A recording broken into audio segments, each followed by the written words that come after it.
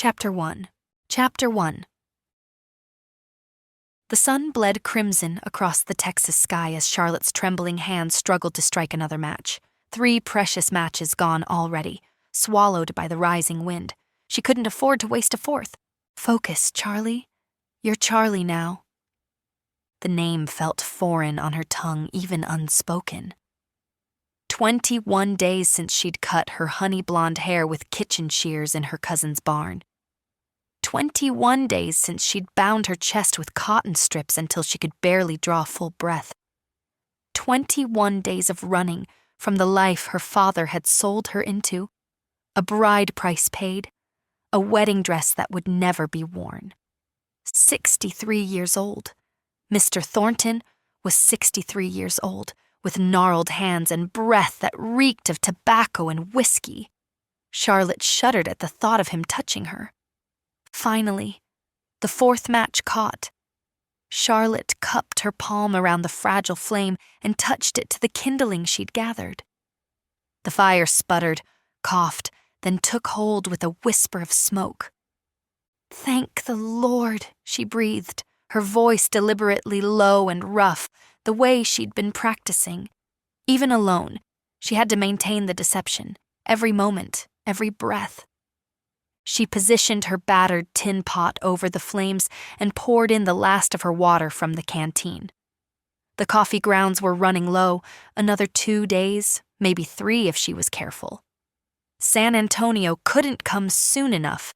There, she could disappear into the chaos of a growing city, find work, become someone new, become Charlie for real. The first drops of rain kissed her cheeks like cold warnings. Charlotte looked up.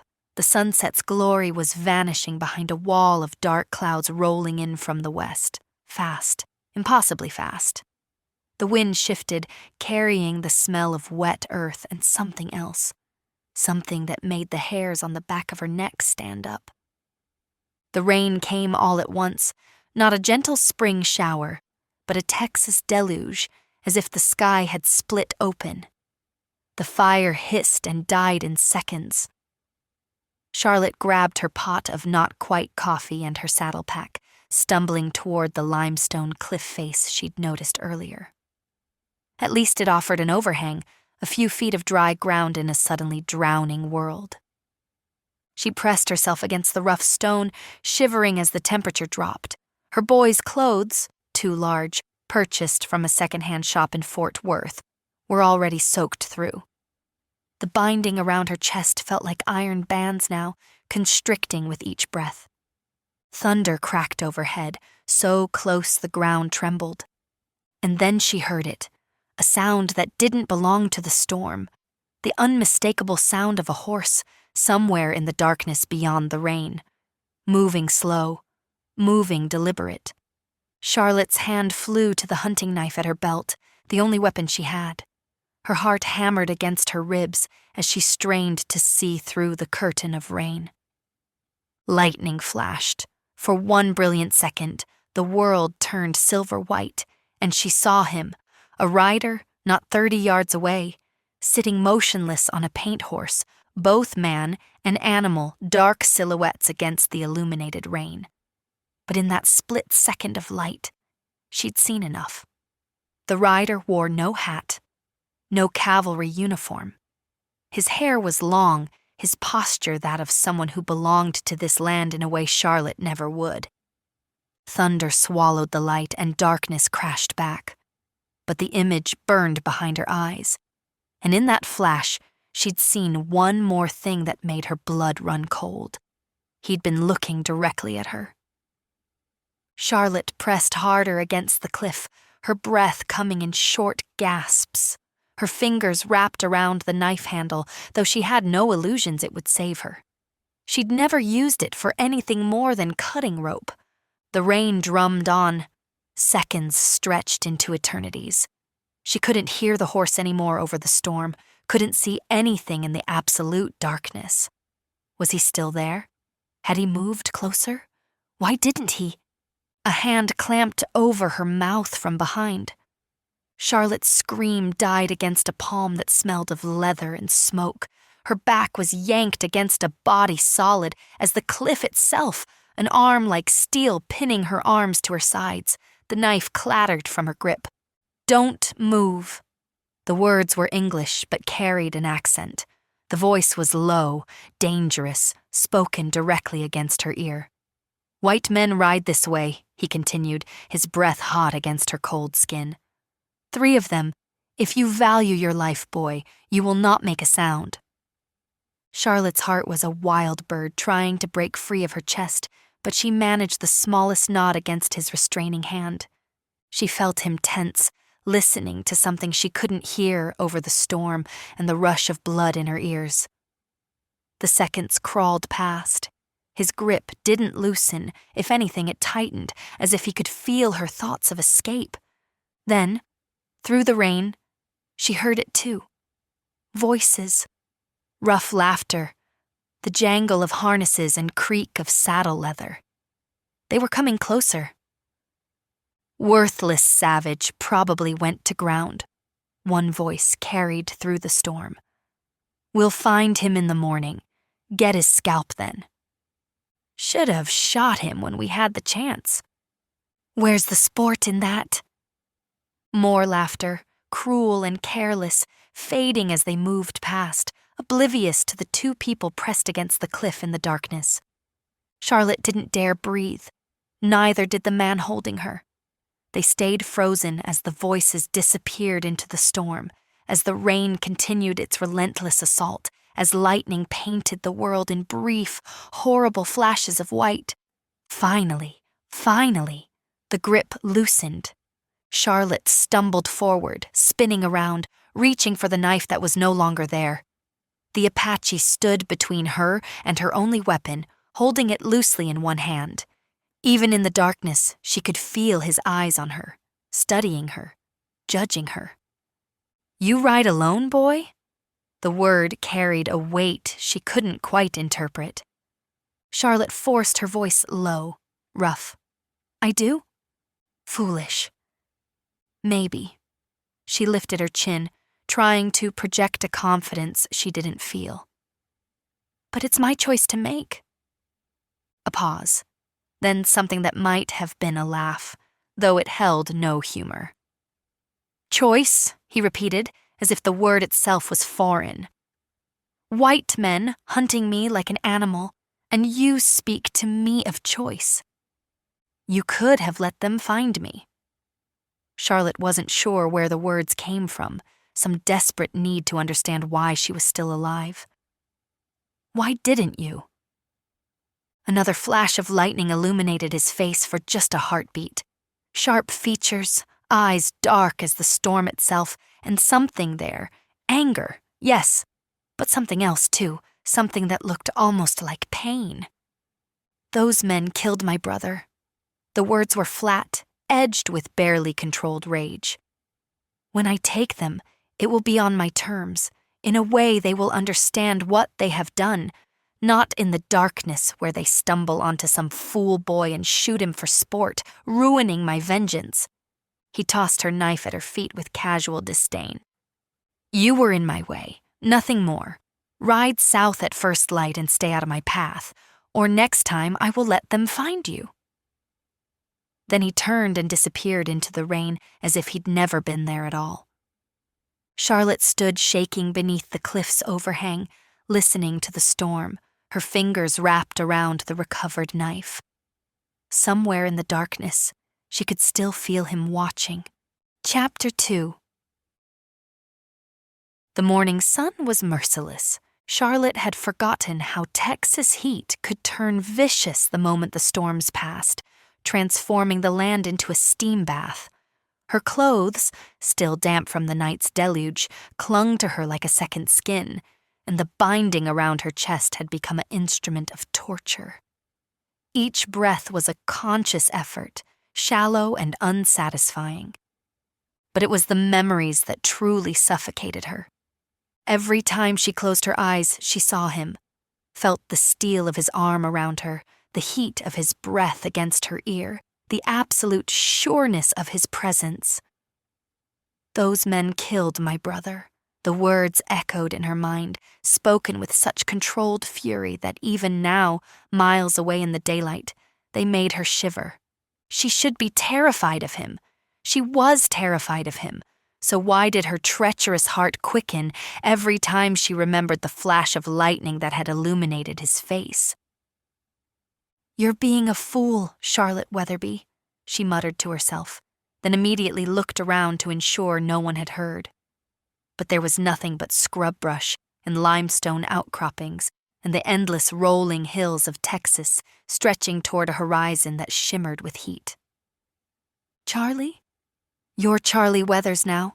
Her gelding, a sturdy dun she'd purchased in Fort Worth with the last of her mother's hidden jewelry, steadily carried her southward, patient, unbothered by existential crises or inappropriate attractions to dangerous men. By midday, she spotted the trading post. It squatted beside a creek bed, a ramshackle collection of weathered wood and hope.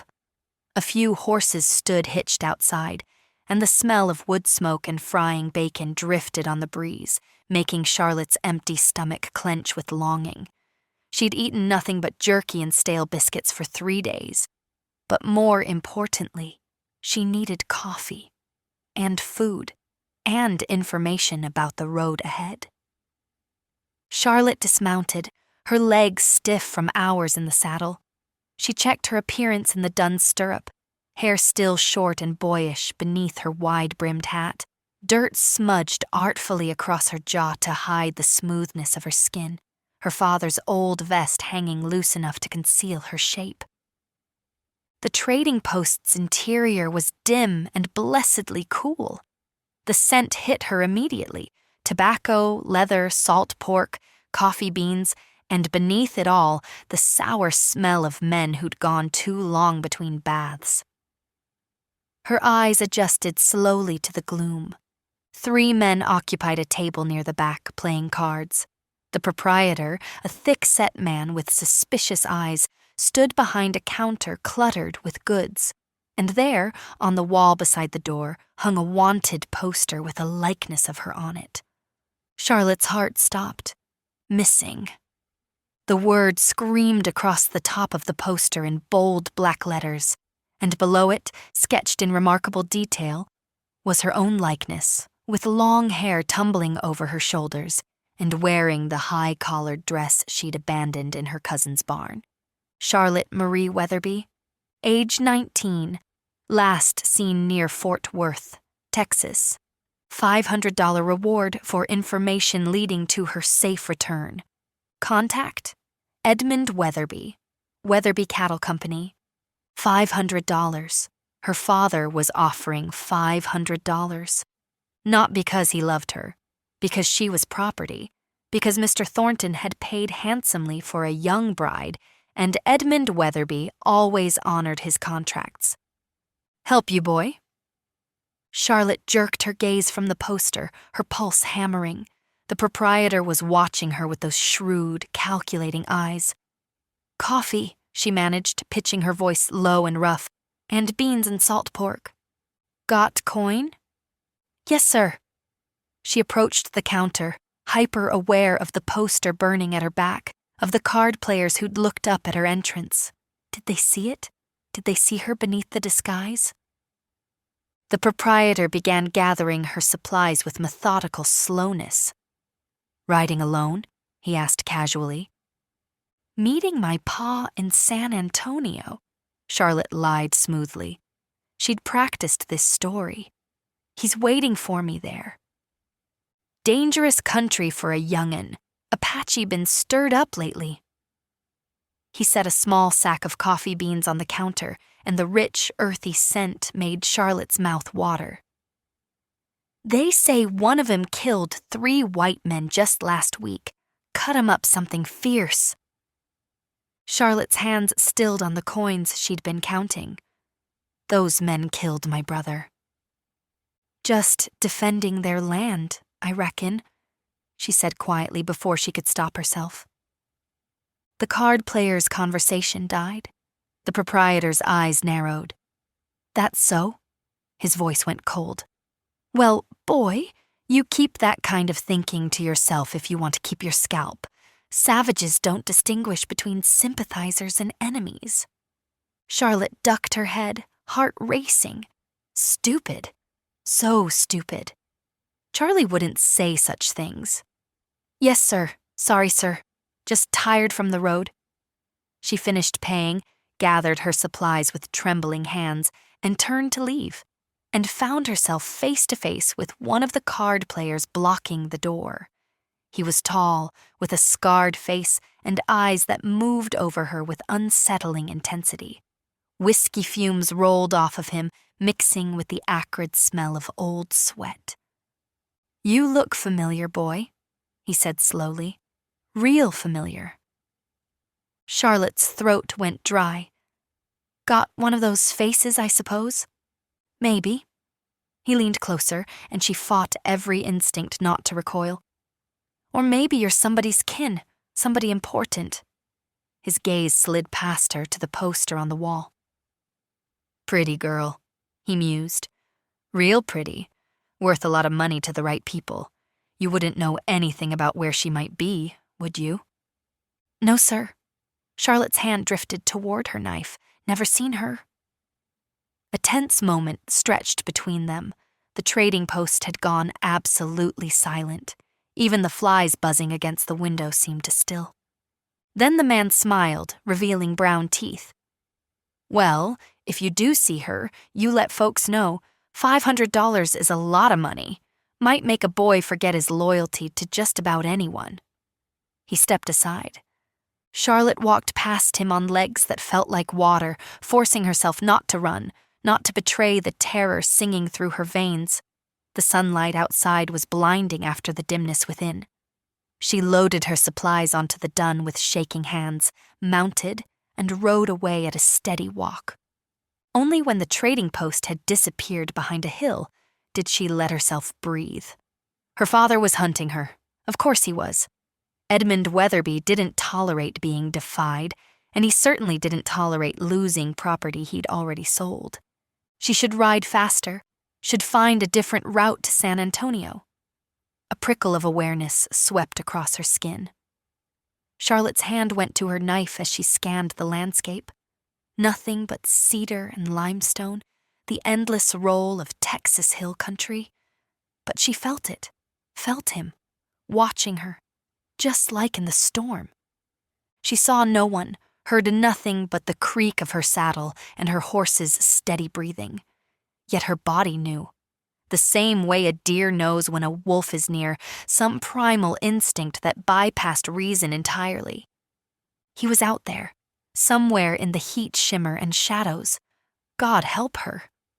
The knowledge sent a thrill through her that had nothing to do with fear. Her cheeks burned, and not from the sun. What was wrong with her?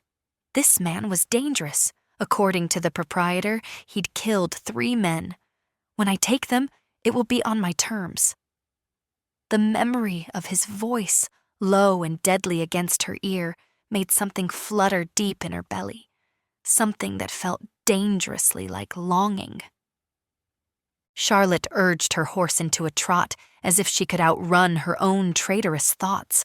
But miles later, as the sun began its descent and she made camp in a grove of oaks, she caught herself scanning the darkness, hoping, wondering, would he be there when the next storm came? And what frightened her most was that she couldn't decide if she hoped he would be, or if she hoped he wouldn't. Chapter 3.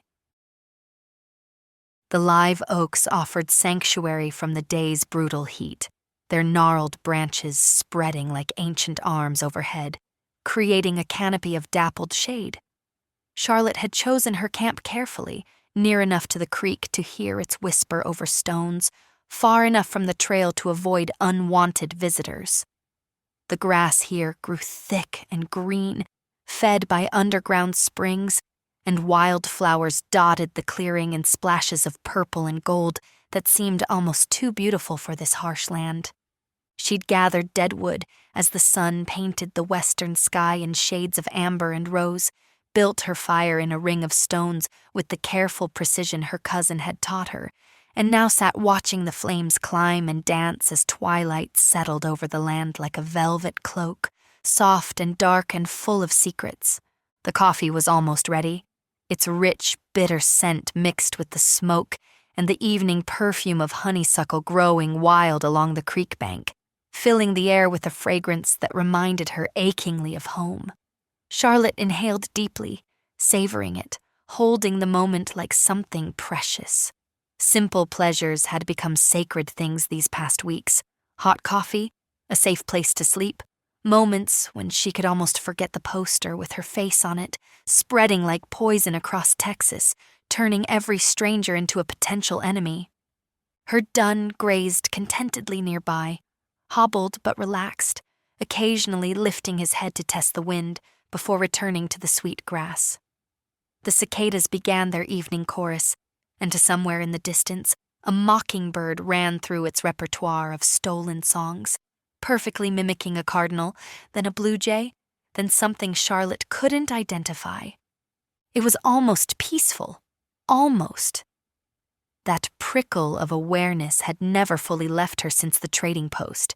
Even now, as she poured coffee into her battered tin cup, she felt watched, felt eyes on her in the gathering shadows.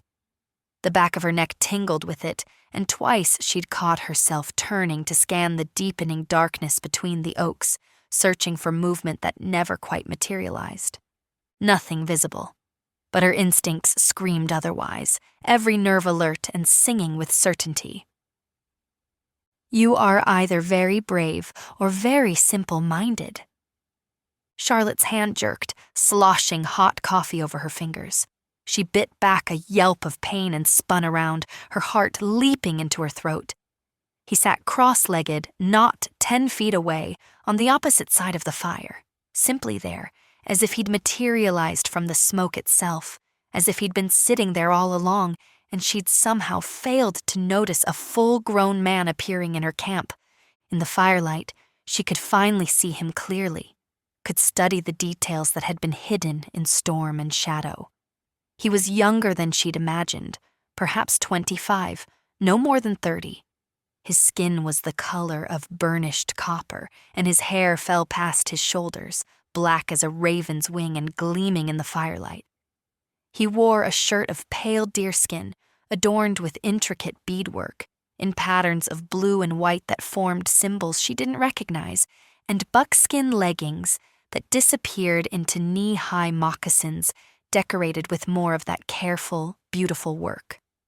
A wide belt cinched his waist, from which hung a knife in a beaded sheath and a revolver that looked well used. But it was his face that held her captive, that made her forget to breathe. High cheekbones that could have been carved by a master sculptor, a strong jaw, lips pressed into a hard line that somehow managed to be both severe and sensual, and his eyes, dark and fathomless, reflecting the firelight like polished obsidian, fixed on her with an intensity that made her feel stripped bare. Charlotte's voice came out too high, betraying her shock. She cleared her throat, dropped it lower, scrambling to remember her role.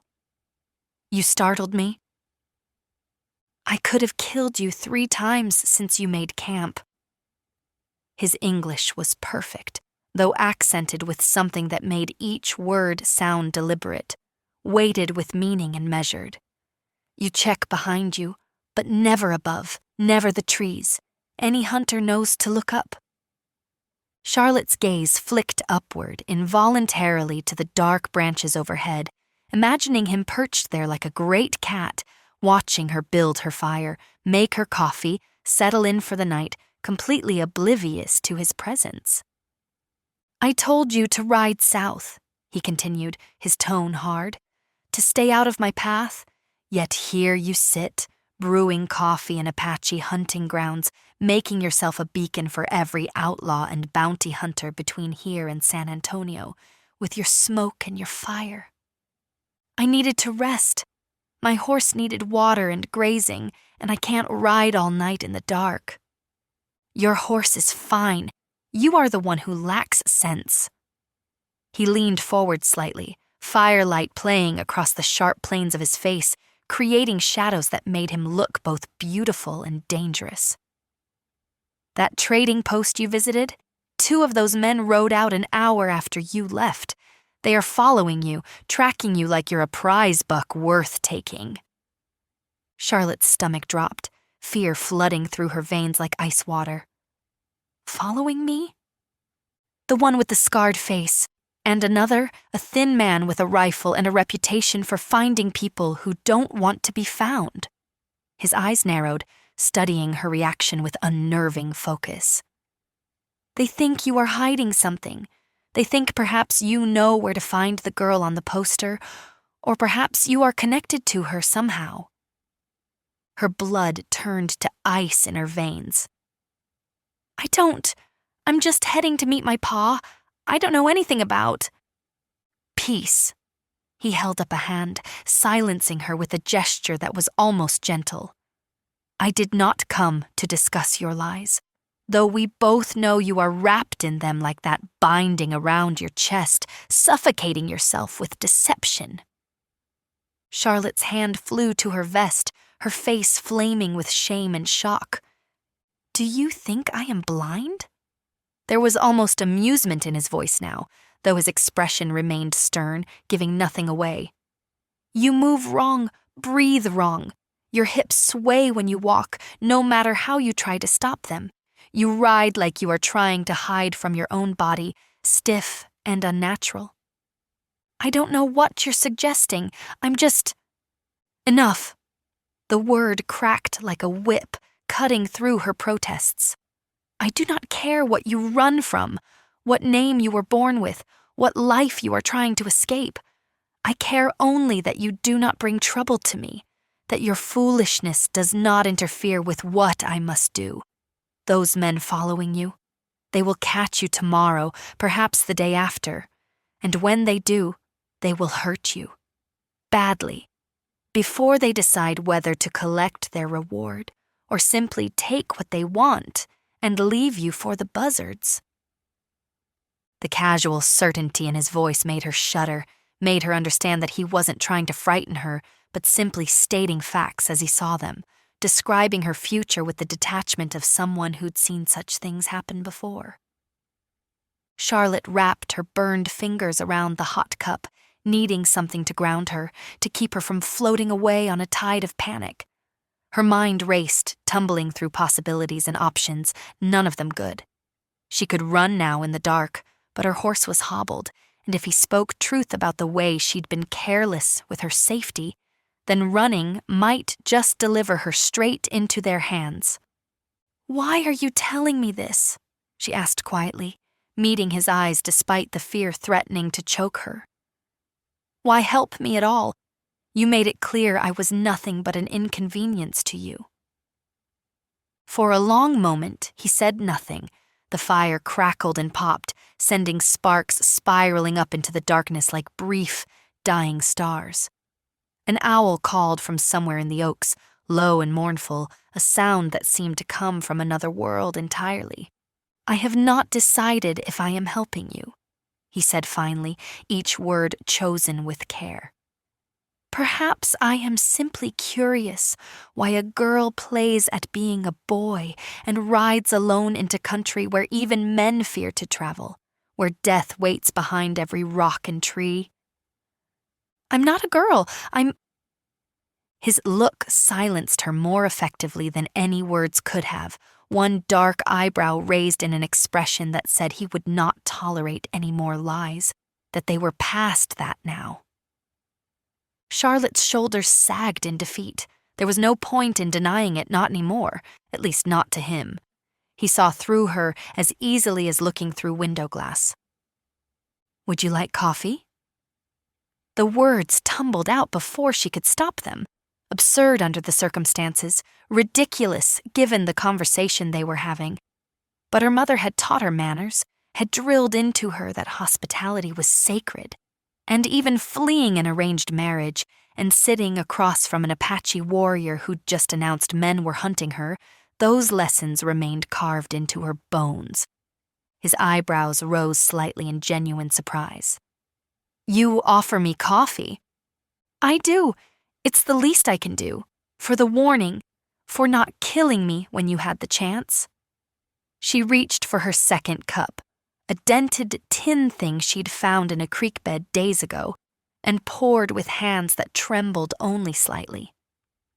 And you look like you could use some. When was the last time you had a hot meal or a decent cup of coffee? She extended the cup across the fire, meeting his eyes. He stared at it as if she'd offered him a rattlesnake, as if this simple gesture was somehow more dangerous than all the violence and pursuit surrounding them. Then, slowly, as if the movement required great deliberation, he reached out and took it. Their fingers brushed just for a heartbeat, and Charlotte felt that touch like a brand, like lightning striking directly into her core. Heat that had nothing to do with the coffee, making her skin flush and her breath catch. She jerked her hand back, focusing intently on her own cup with more concentration than the task required. He sipped, his expression unreadable, giving nothing away. You make it strong. The only way worth making. Charlotte allowed herself a small smile, then remembered to keep her voice low and rough, though it seemed pointless now. My mother always said weak coffee was an insult to the beans, a waste of good water and fire. She stopped, the memory suddenly sharp and painful, cutting through her chest like a physical wound. Your mother taught you to make coffee, but not to protect yourself in wild country. He took another drink, watching her over the rim with eyes that seemed to see straight through her skin to the bones beneath. Strange lessons for a girl who would run away from home. She died when I was 12. There wasn't time for all the lessons I needed, all the things she meant to teach me about the world and how to survive in it. Something shifted in his expression, not quite sympathy, but a flicker of understanding, of recognition that came from shared grief. My mother died when I was young also. Cholera, when I was 10 summers. She was strong, stronger than any warrior, but the white man's sickness cared nothing for strength. The silence that fell between them felt different now, less hostile, almost companionable, as if grief had built a bridge between them that neither had intended, but both recognized. Charlotte seized the moment before it could pass. Those men you spoke of, the ones you said killed your brother. She met his gaze directly, refusing to look away, even though his intensity made her feel like she was standing too close to a fire. The trading post owner said an Apache killed 3 white men last week, cut them up terribly. Was that you? Were you the one who... No. The word was flat, absolute, carrying a weight of truth that couldn't be questioned. He set down his cup with careful precision, as if it required great effort to keep his hands gentle. I killed no one, yet, but when I do, the whole territory will know it was me. I will not hide my vengeance. Yet? His jaw tightened, muscles jumping beneath his copper skin. I tracked the men who murdered my brother for 3 days. I found them camped near Blanco Creek, drunk and careless, and I watched from the ridge as they...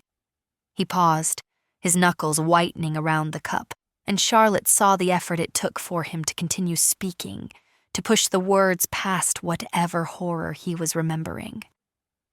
They laughed about it, drank whiskey and laughed about how they shot him in the back while he watered his horse, unarmed, alone, just a young man trying to live his life without bothering anyone. They laughed and said he died like a dog, whimpering and begging, Charlotte's throat constricted, tears stinging her eyes. I'm sorry. That's not just wrong, it's evil. It's the kind of thing that stains a soul. Sorry. He tasted the word like it was bitter, like it was ash in his mouth. White men are always sorry. After the killing, after the stealing, after they've taken everything and left nothing but dust and grief. Then why didn't you take your revenge? If you had them right there, if you could have. Because I am not a fool.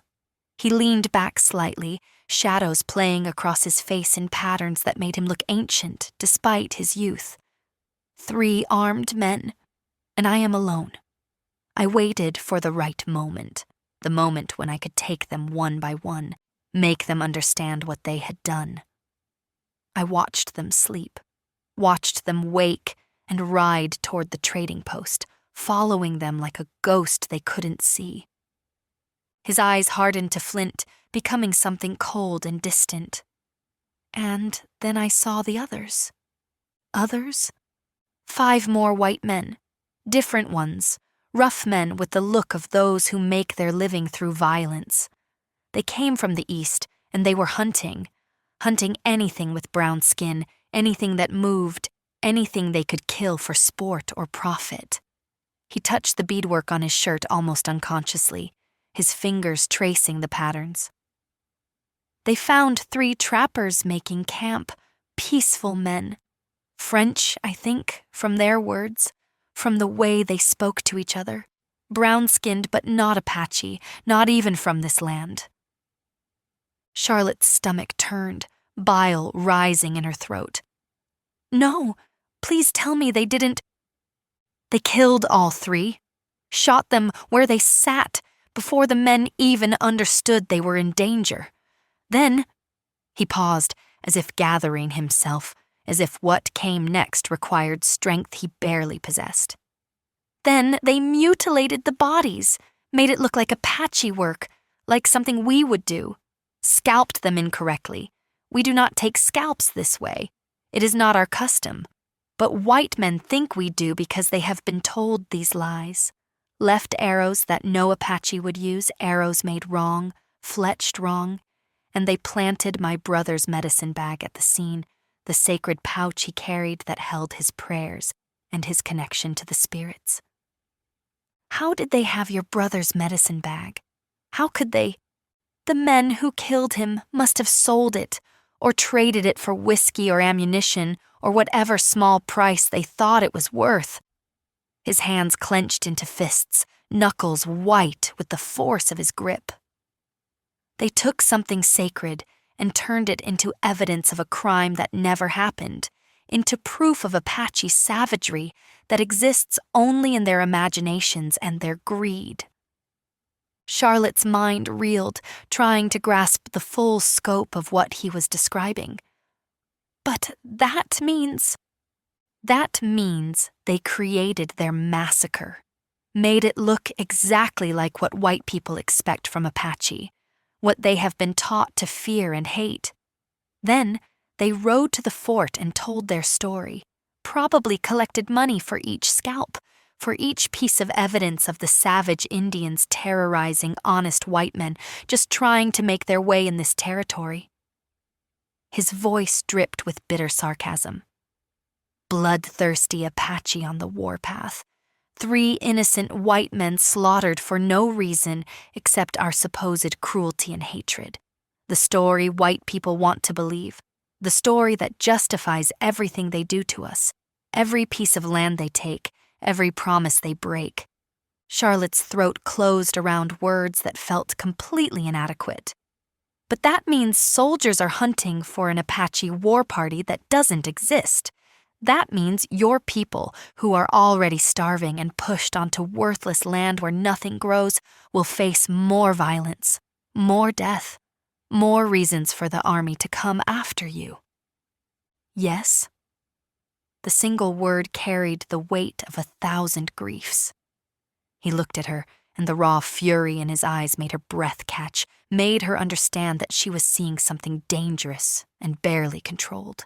The fire popped loudly in the silence that followed, sending sparks dancing up into the darkness like dying fireflies. Charlotte stared into her coffee, seeing her own reflection wavering in the dark liquid, like a ghost. "It isn't right," she whispered, the words feeling pathetically inadequate for the scale of injustice he'd described. "None of it is right. It's evil." "No."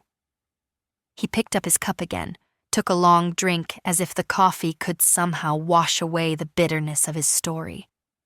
But right and wrong matter very little in this world, only power, only who holds the gun, who writes the history, who gets to decide which lives matter and which can be erased without consequence.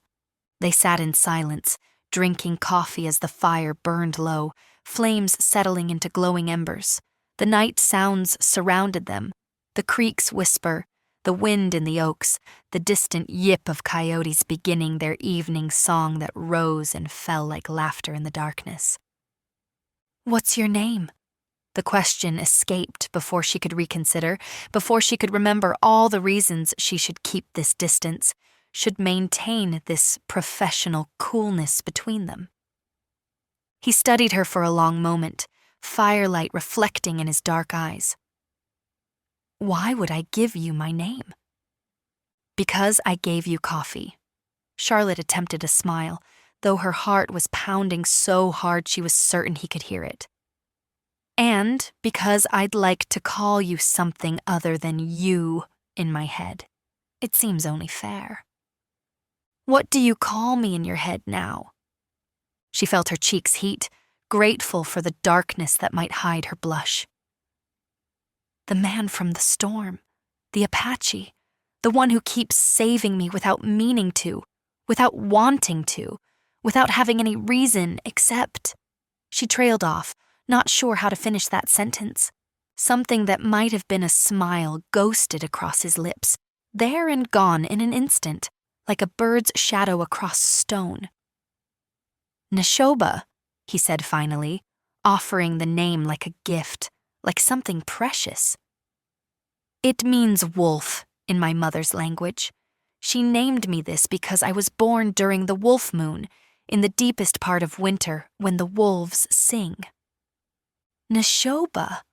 Charlotte tested the word, felt it roll across her tongue like music, like water over smooth stones. "It's beautiful. It suits you."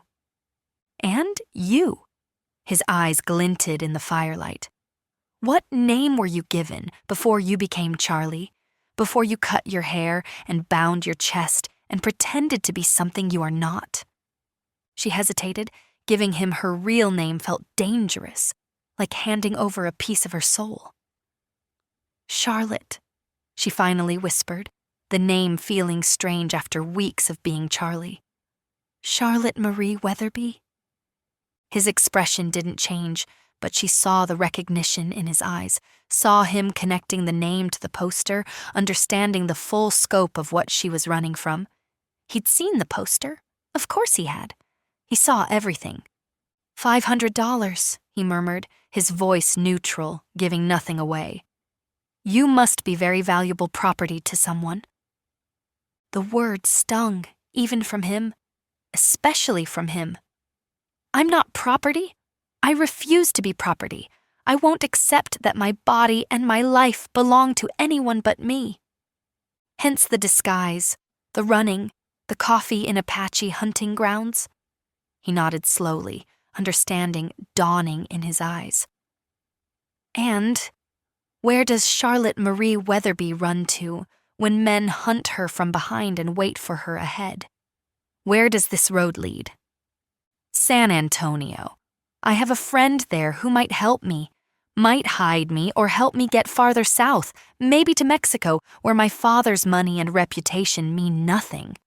She trailed off, hearing how foolish it sounded spoken aloud, how naive and desperate and unlikely to succeed. "You will never reach San Antonio." Neshoba's voice was matter-of-fact, not cruel, simply stating what he saw as obvious truth. "Not alone. Not with men tracking you. Not with your face on posters in every trading post between here and Mexico. Not with bounty hunters who will see $500 every time they look at you." "Then what should I do?" The question came out sharper than she intended, edged with desperation she couldn't quite hide. "Go back. Marry a man who is 3 times my age, whose breath smells like death and hands gnarled and tight with age. Become the breeding stock he paid for, The property he purchased like a horse or a piece of land? She couldn't finish, couldn't voice the reality of what that marriage would mean, the horror of nights that stretched ahead into an endless future.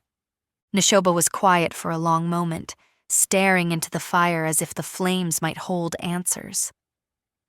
"There is a place," he said finally, slowly, as if the words cost him something, as if he was offering something he hadn't planned to give.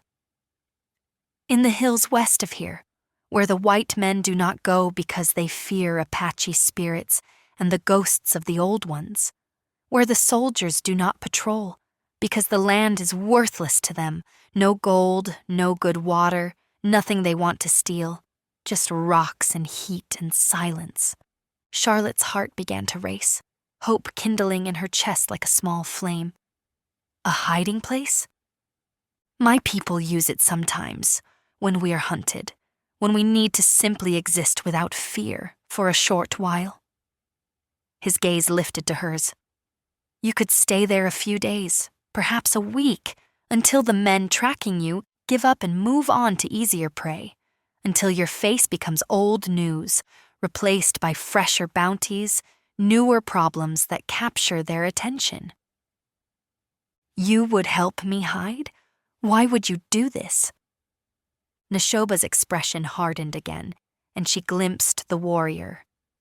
"Because you are hunted by the same kind of men who killed my brother." He stood in one fluid motion, graceful as smoke.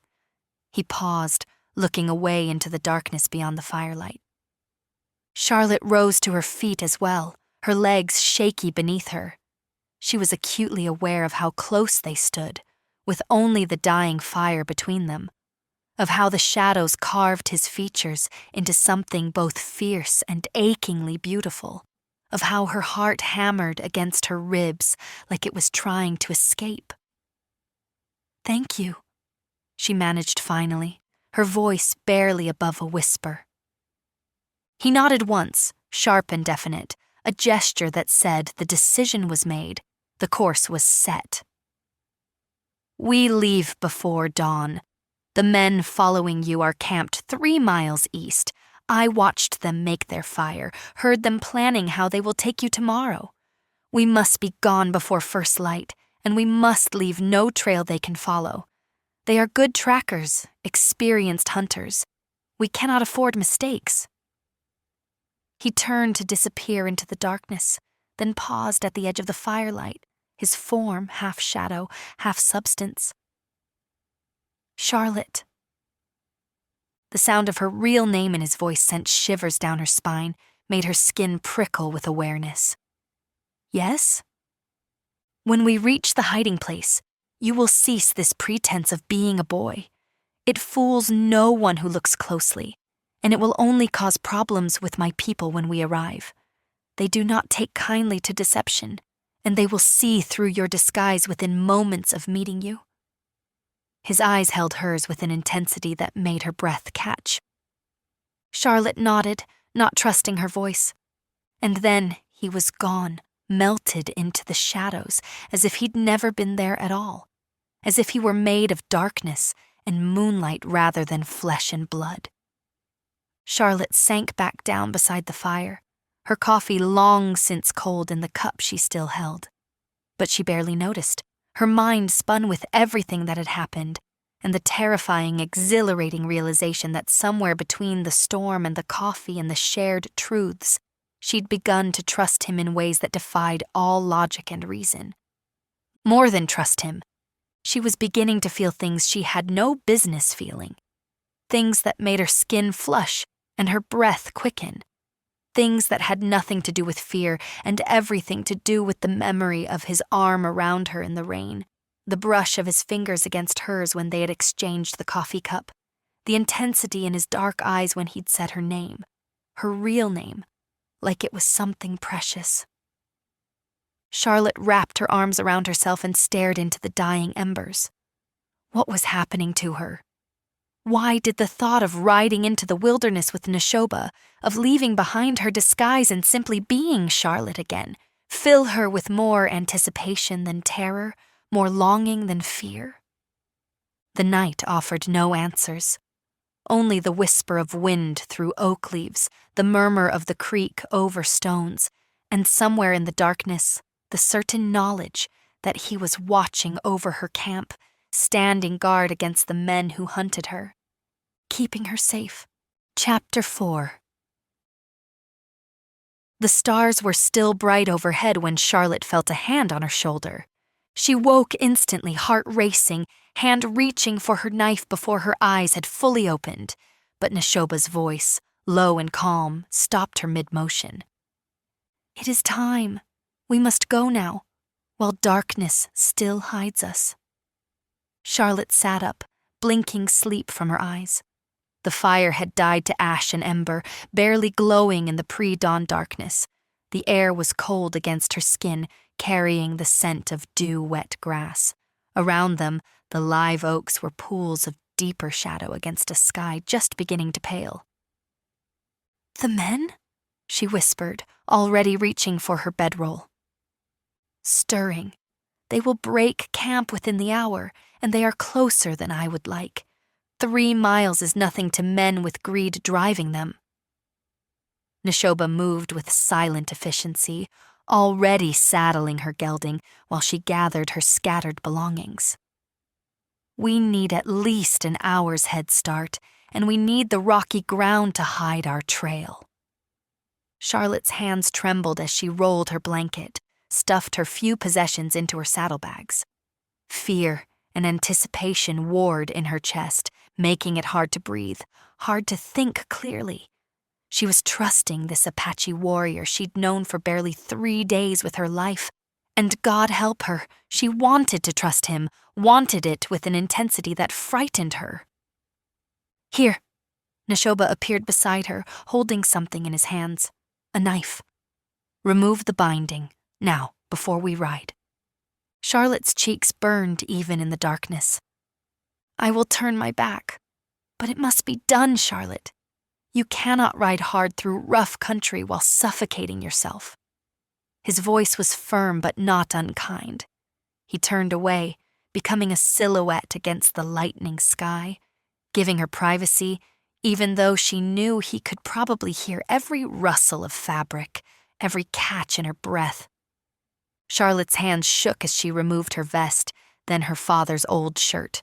The binding came off in strips, and the first full breath she drew made her dizzy. Air flooded into lungs that had been compressed for weeks, and she had to brace herself against a tree to keep from swaying. She hadn't realized how much the constant restriction had affected her until this moment, until she could finally breathe the way her body was meant to breathe. She pulled the shirt back on. It hung differently now, no longer hiding what the binding had compressed. And then the vest. Without the binding, her shape was obvious, unmistakable. Neshoba turned back, and even in the dim light, she saw his eyes sweep over her once, quick and assessing. Something flickered in his expression.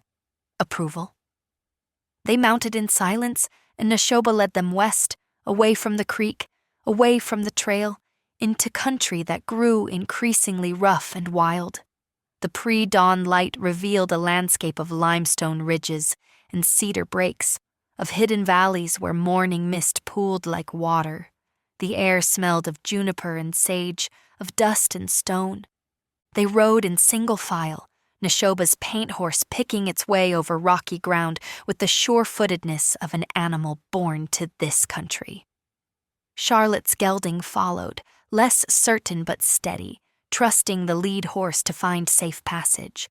The rocks would hide their trail, Neshoba had said, would make it nearly impossible for even skilled trackers to follow. They climbed steadily upward into hills that grew steeper and more rugged with each passing mile. The vegetation changed, less grass, more rock, stunted trees clinging to impossible crevices. The sun broke over the eastern horizon in a blaze of gold and crimson, painting the limestone cliffs in shades of amber and rose. Charlotte had thought Texas was flat, had imagined endless plains.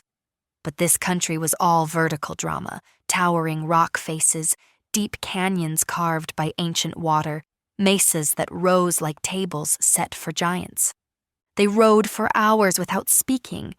Neshoba would occasionally raise his hand, signaling her to stop while he listened, his head cocked like a wolf scenting the wind. Then he would nod, and they would continue, always climbing, always moving deeper into country that felt increasingly remote. The sun climbed higher, turning brutal. Sweat trickled down Charlotte's back, soaked the collar of her shirt. Her legs ached from gripping the saddle on steep inclines, and her throat was parched despite the sips of water Neshoba rationed out during their brief pauses. But she didn't complain, didn't ask to rest. She'd told him she could do this, and she would prove it. Around mid-morning, they stopped to water the horses at a spring that bubbled up between two massive boulders. Neshoba knelt beside the spring, cupping his hands to drink, and Charlotte found herself watching the play of muscle beneath his deerskin shirt, the way his long hair fell forward to curtain his face. He glanced up and caught her staring. Charlotte's cheeks flamed, and she quickly looked away, pretending intense interest in adjusting her saddle. "We are making good time," Neshoba said, rising to his feet in one fluid motion. "By nightfall, we will reach the canyon and make camp. You will be safe there." They mounted again and continued westward, climbing ever higher. The landscape grew increasingly dramatic, sheer cliff faces striped with layers of red and white stone, canyons so deep Charlotte couldn't see their bottoms, rock formations that looked like ancient ruins or sleeping giants turned to stone. Hawks circled overhead, riding thermals with outstretched wings. The heat became oppressive. The air shimmered and danced, creating mirages on distant ridges. Charlotte's shirt was soaked through, clinging to her skin, and she was acutely aware of how obvious her shape was now without the binding. But Neshoba never looked back at her with anything other than professional assessment, checking her stamina, ensuring she was keeping pace. They stopped in the shade of an overhang around midday, letting the horses rest during the worst of the heat. Neshoba produced strips of dried meat from his saddlebag and offered her some. It was tough and salty and tasted faintly of smoke, but Charlotte's empty stomach accepted it gratefully. Neshoba chewed his own portion slowly, methodically. "The venison will keep for months if prepared correctly. My mother taught me the old ways of preservation." He turned and looked at Charlotte, and his expression was unguarded for once. "You remind me of my mother sometimes, the way you speak truth even when it costs you, the way you keep going even when you must be exhausted and afraid." Charlotte's throat tightened. "I'm terrified most of the time. I'm just good at pretending otherwise." "That is what courage is, not the absence of fear, but the refusal to let fear control you." He stood, offering her his hand to help her up. "Come, we have a few more hours of riding, and I want to reach the canyon before dark." Charlotte took his hand without thinking, and the moment their palms touched, something electric passed between them. She felt it like lightning, like the shock of touching metal in winter, like her whole body suddenly came alive in ways it never had before. Neshoba's fingers tightened around hers, just for a heartbeat, and his eyes widened slightly, as if he'd felt it too. Then he released her hand and turned away, busying himself with checking his horse's tack with more attention than it required. Charlotte's palm tingled where he'd touched her. Her heart raced, and her skin felt as if she were burning from the inside out. What was this? What was happening to her? She mounted her gelding with shaking hands, grateful that Neshoba was focused on his own horse and couldn't see the flush spreading across her cheeks. They rode in silence through the worst heat of the afternoon, climbing steadily into increasingly wild country. The land here looked untouched by human hands, ancient and eternal. Charlotte saw no signs of settlement, No fences or roads, or any indication that white civilization had penetrated this far into the hills. The only sounds were the horses' hooves on stone, the cry of hawks, the whisper of wind through juniper and pine. As the sun began its descent toward the western horizon, painting the sky in shades of orange and gold, Neshoba led them through a narrow gap between two towering rock walls. The passage was barely wide enough for the horses to walk single file, and the walls rose so high on either side that the light turned dim and cool like entering a cathedral built by nature itself. Very few white men know of this place, and those who do fear to enter. They say it is haunted by Apache spirits, by the ghosts of warriors who died defending this land. "Is it?" Charlotte whispered, unwilling to speak louder in this cathedral of stone. "Haunted?" Neshoba glanced back at her, and his expression was impossible to read. "That depends on whether you believe the dead can speak to the living, whether the spirits of our ancestors watch over sacred places. My people believe they do, that this canyon is protected not just by stone and distance, but by something older and stronger than any living warrior." They emerged from the narrow passage into a hidden valley that stole Charlotte's breath completely. The canyon opened before them like a secret garden, a place that seemed to exist outside of normal time and space. High walls surrounded them on all sides, creating a natural fortress that no army could easily assault. A spring-fed stream ran through the center, lined with cottonwoods that rustled in the evening breeze. Grass grew thick and green, real grass, not the scrub that dominated most of Texas, and wildflowers painted the meadow in splashes of purple, gold, and white. "This is beautiful," Charlotte breathed. "I've never seen anything like it." She became aware of movement in the shadows near the far end of the canyon. Figures emerging from shelters built against the rock walls, simple structures made of brush and hide. Neshoba raised his hand in greeting, calling out words in a language Charlotte didn't understand, but that sounded like water flowing over stones. Musical and guttural at once, beautiful in its strangeness. An old woman stepped forward from the group. She was small, barely 5 feet tall, but she carried herself with the authority of a queen.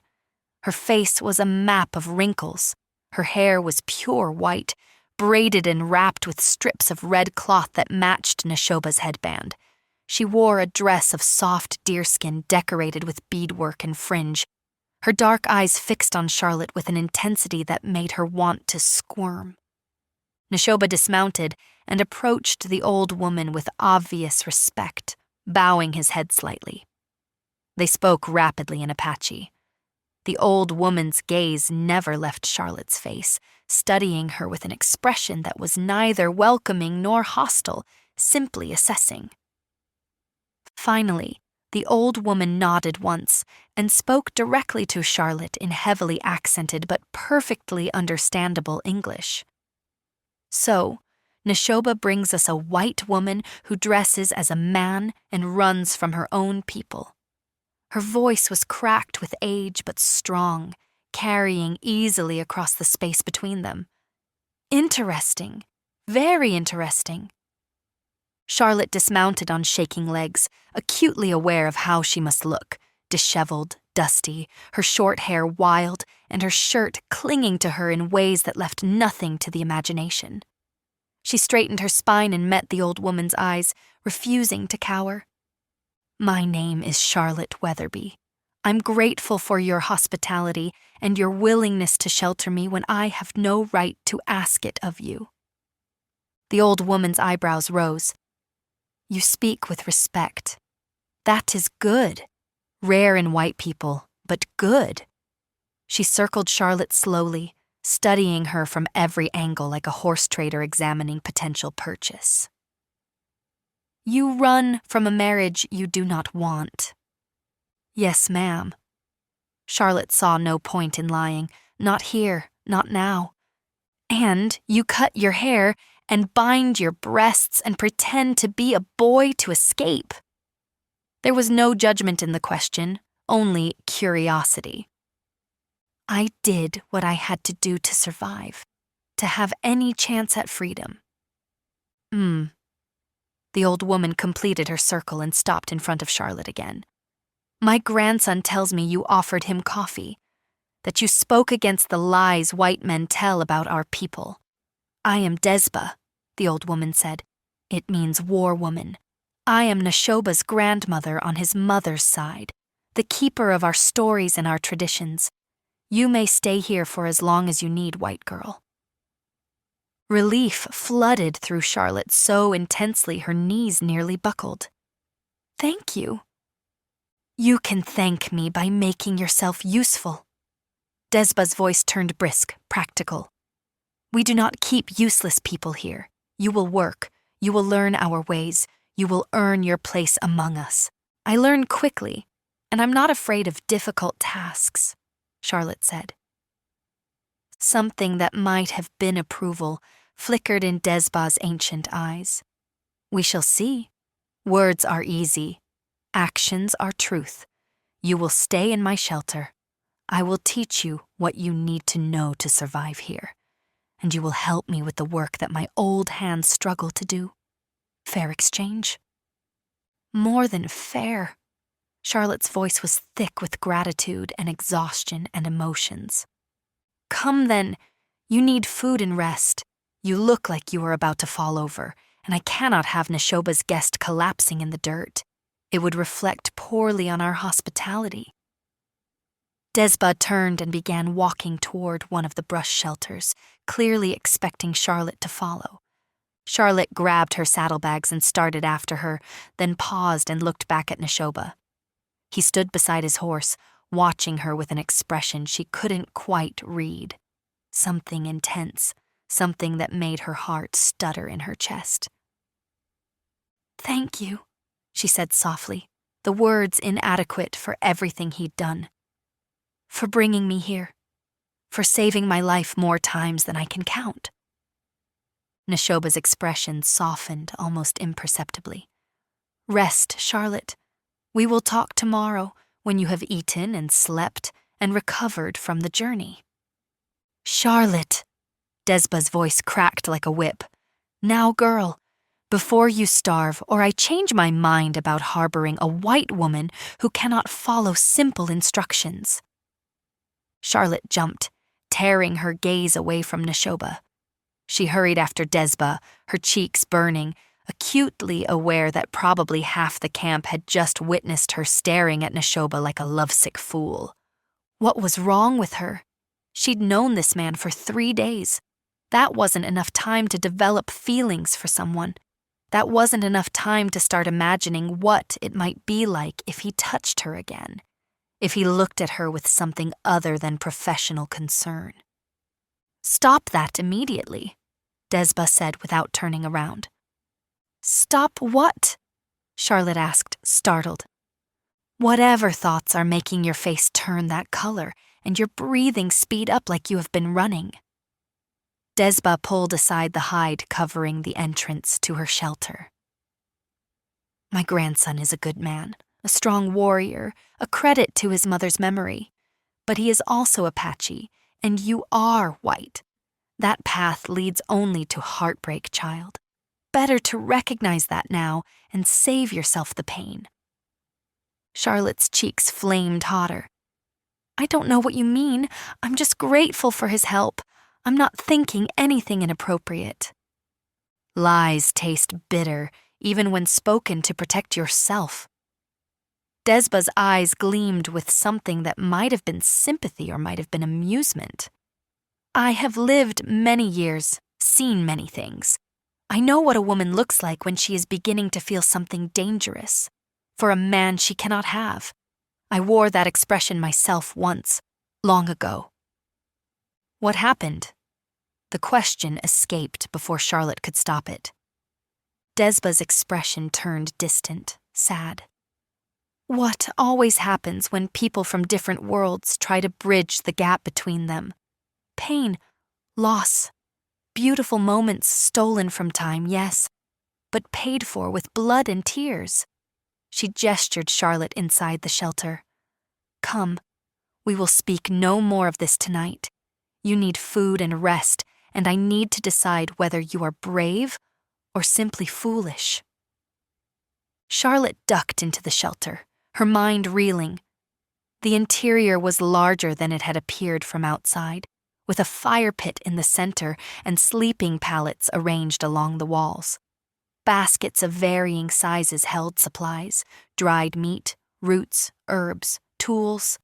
The hide walls were painted with symbols and patterns similar to those on the canyon walls outside, creating a sense of continuity between the shelter and the sacred space that held it.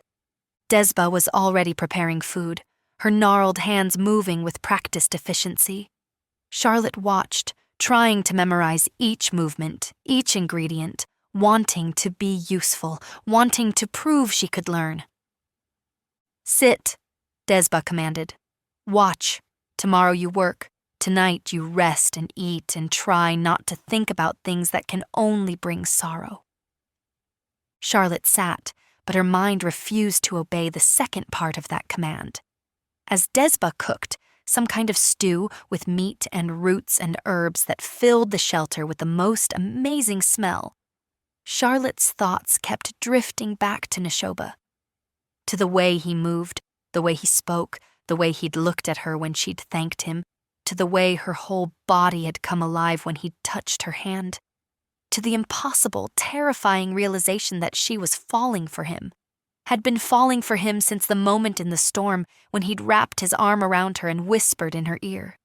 Maybe even before that, in the first flash of lightning that had revealed him sitting on his horse in the rain, belonging to that wild place, in a way she never would. Desba was right. This path led to heartbreak. Charlotte knew it in her bones, knew it with the same certainty she knew the sun would rise tomorrow. But knowing something and being able to stop it were two entirely different things. Outside, the last light faded from the sky. Fires began to glow throughout the small camp, and the smell of cooking food drifted on the evening air. Desba handed her a bowl of stew, and Charlotte ate mechanically, barely tasting the rich flavors. Her body needed the nourishment, but her mind was elsewhere, spinning through everything that had happened, everything that was still to come.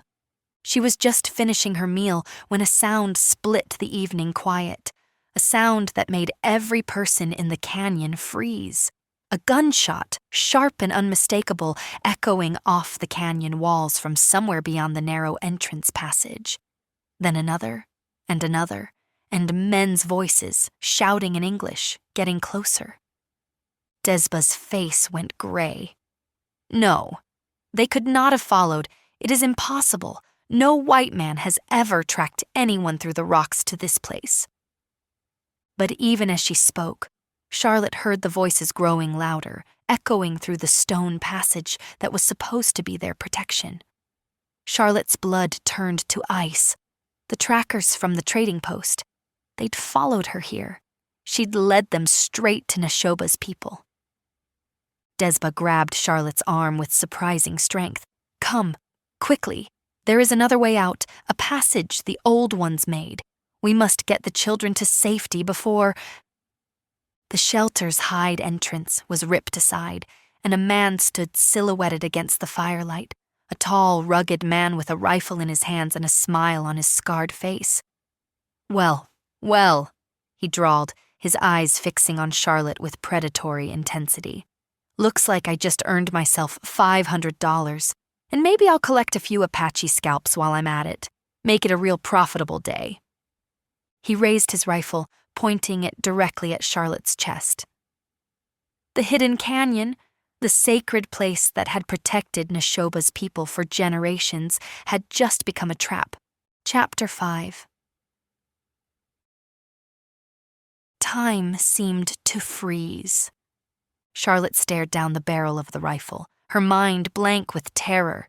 The scarred man's finger tightened on the trigger, his yellow teeth bared in a grin. Don't move, girl, the scarred man said, his voice thick with whiskey and malice.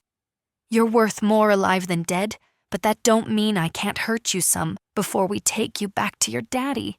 Might even enjoy it." Desba moved so fast Charlotte barely saw it. The old woman snatched up a burning stick from the fire and swung it directly into the scarred man's face. He screamed, stumbling backward, and the rifle discharged with a deafening crack that sent a bullet harmlessly into the shelter's roof. Smoke and the acrid smell of gunpowder filled the small space. "Run!" Desba shouted, shoving Charlotte toward the back of the shelter where the painted hides hung against the rock wall. "Through there! The hidden passage! Go now!" Charlotte hesitated for only a heartbeat. She couldn't leave Desba. "I said go! I have survived worse than these fools." Another gunshot exploded outside, followed by screams and the sound of running feet. The whole canyon erupted into chaos. Desba thrust a small leather pouch into Charlotte's hands. "Take this. It has medicine, sacred herbs, things you will need. Now go, before I regret saving your worthless white hide." The scarred man had recovered, his face blistered and furious. He raised his rifle again, this time aiming at Desba. Charlotte didn't think. She threw herself forward, knocking the old woman aside just as the gun fired. Pain exploded across her left shoulder, white-hot and all-consuming. She felt the impact, felt something tear through flesh and muscle, felt her whole arm go numb and useless.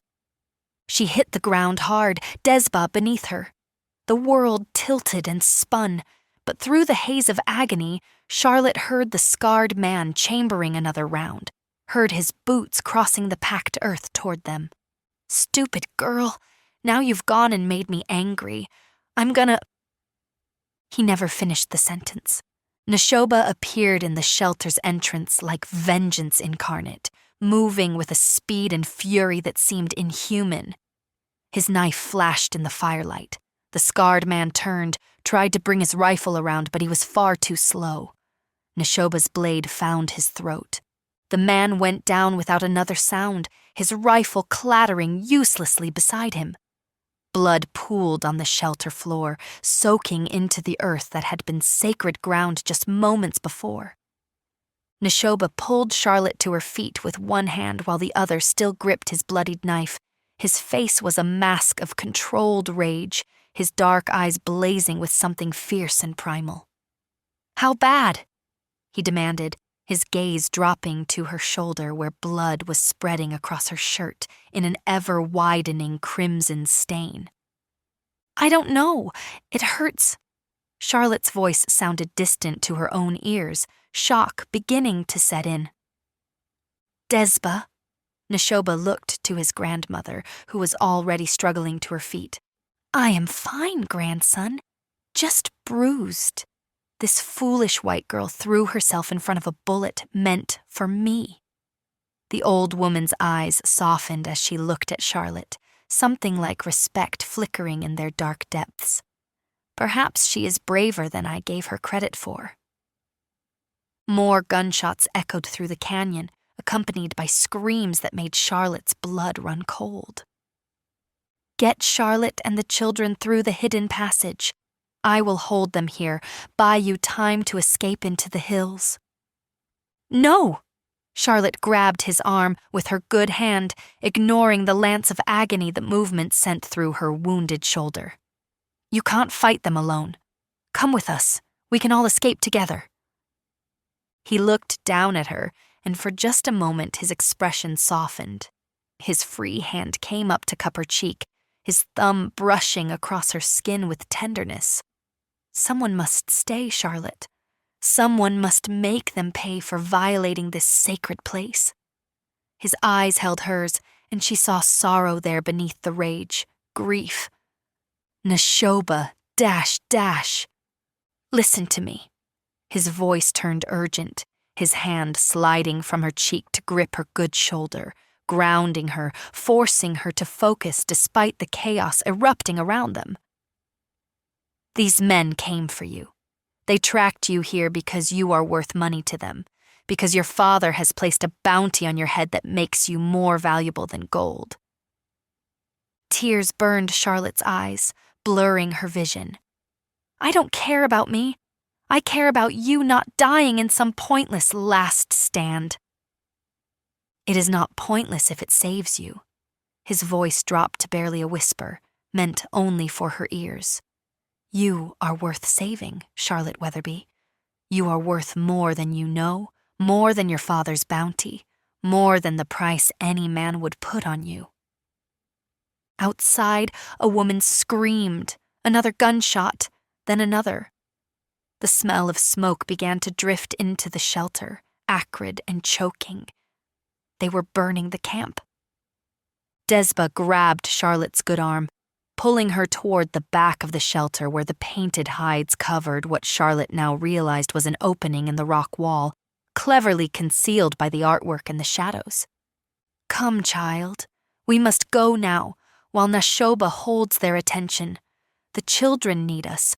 The women need us. We cannot help the dead, but we can save the living." Charlotte let herself be pulled, but her eyes never left Nashoba's face. She tried to memorize every detail, the sharp angle of his cheekbones, the way his long hair fell across his shoulders, the intensity in his dark eyes that made her feel precious and utterly devastated all at once.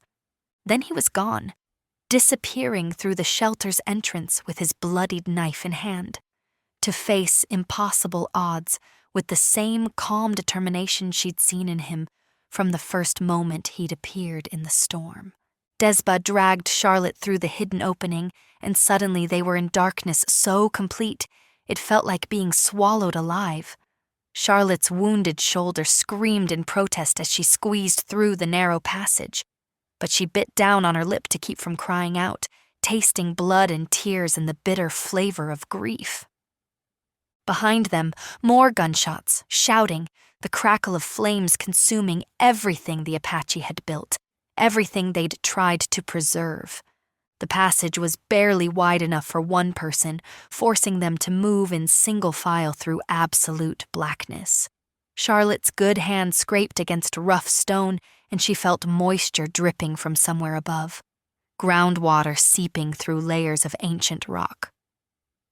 "Keep moving," Desba urged from ahead, her voice echoing strangely in the confined space. "The passage opens into a canyon on the other side of the ridge. From there we can reach the hills, find the others who escaped. They walked in darkness for what felt like hours but was probably only minutes." Charlotte's shoulder throbbed with each heartbeat, and she could feel blood soaking through her shirt, running down her arm. Her head felt light, disconnected from her body, and more than once she stumbled, catching herself against the stone walls with gasps of pain she couldn't quite muffle. Finally, she saw light ahead. Not the warm glow of firelight, but the silver blue of moonlight filtering through an opening in the rock. They emerged onto a narrow ledge overlooking a canyon. The moon was nearly full, painting the landscape in shades of silver and shadow. Below them, perhaps 30 feet down a treacherous slope of loose rock and scrub, she could see women and children huddled together. They began the descent, moving slowly, carefully. Charlotte's boots slipped on loose gravel more than once, sending small avalanches of stone rattling down the slope. Each time she caught herself with her good arm, she felt something tear a little more in her wounded shoulder, felt fresh blood soak into fabric already saturated. When her feet finally touched solid ground, she nearly wept with relief. A young woman rushed forward, barely older than Charlotte herself, with long dark hair and a baby strapped to her back in a cradleboard. Her face was streaked with tears and smoke, and her deerskin dress was torn at the shoulder. "This is her fault. The white woman you brought among us. She led them here, brought death to our sanctuary just as I warned you she would." Other women were gathering now, perhaps 15 in total, plus a handful of children clinging to their mothers' skirts. Charlotte saw the same accusation in their eyes, the same anger. Enough! Desba's voice cracked like a whip. This white girl threw herself in front of a bullet meant for me. She took a wound that should have killed me, shed her blood to protect an old Apache woman she barely knows. She has more honor than many I have known who claim to be warriors. Desba faced the group, her small frame somehow commanding despite her age. Yes, the white men came because of her, but they would have come eventually, with or without her. They always come. They always take.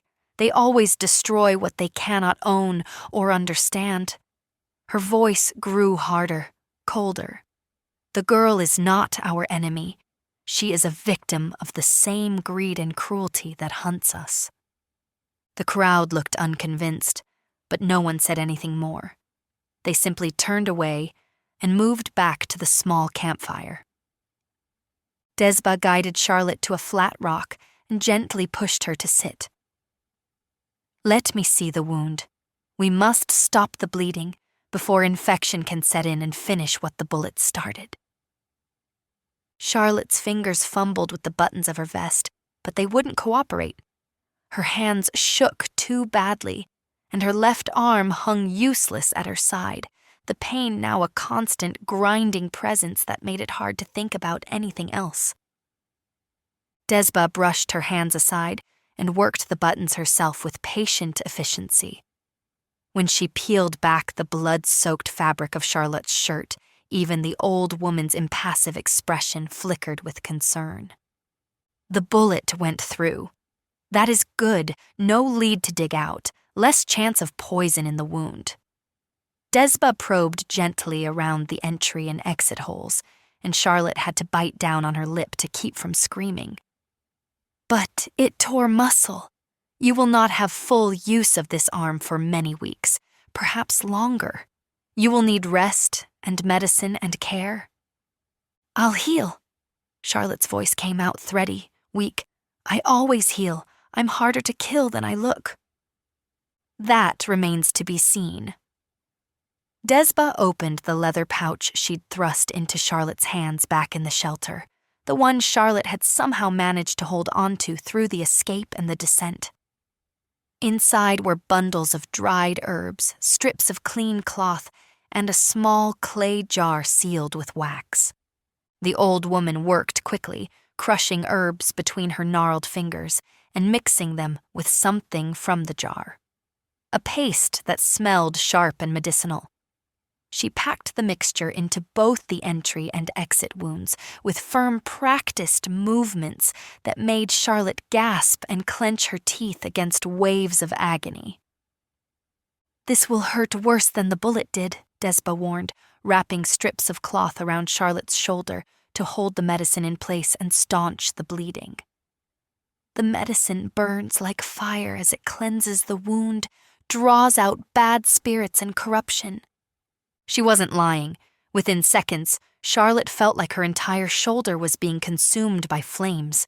She doubled over, fighting against the urge to vomit, her good hand gripping the rock beneath her until her knuckles went white.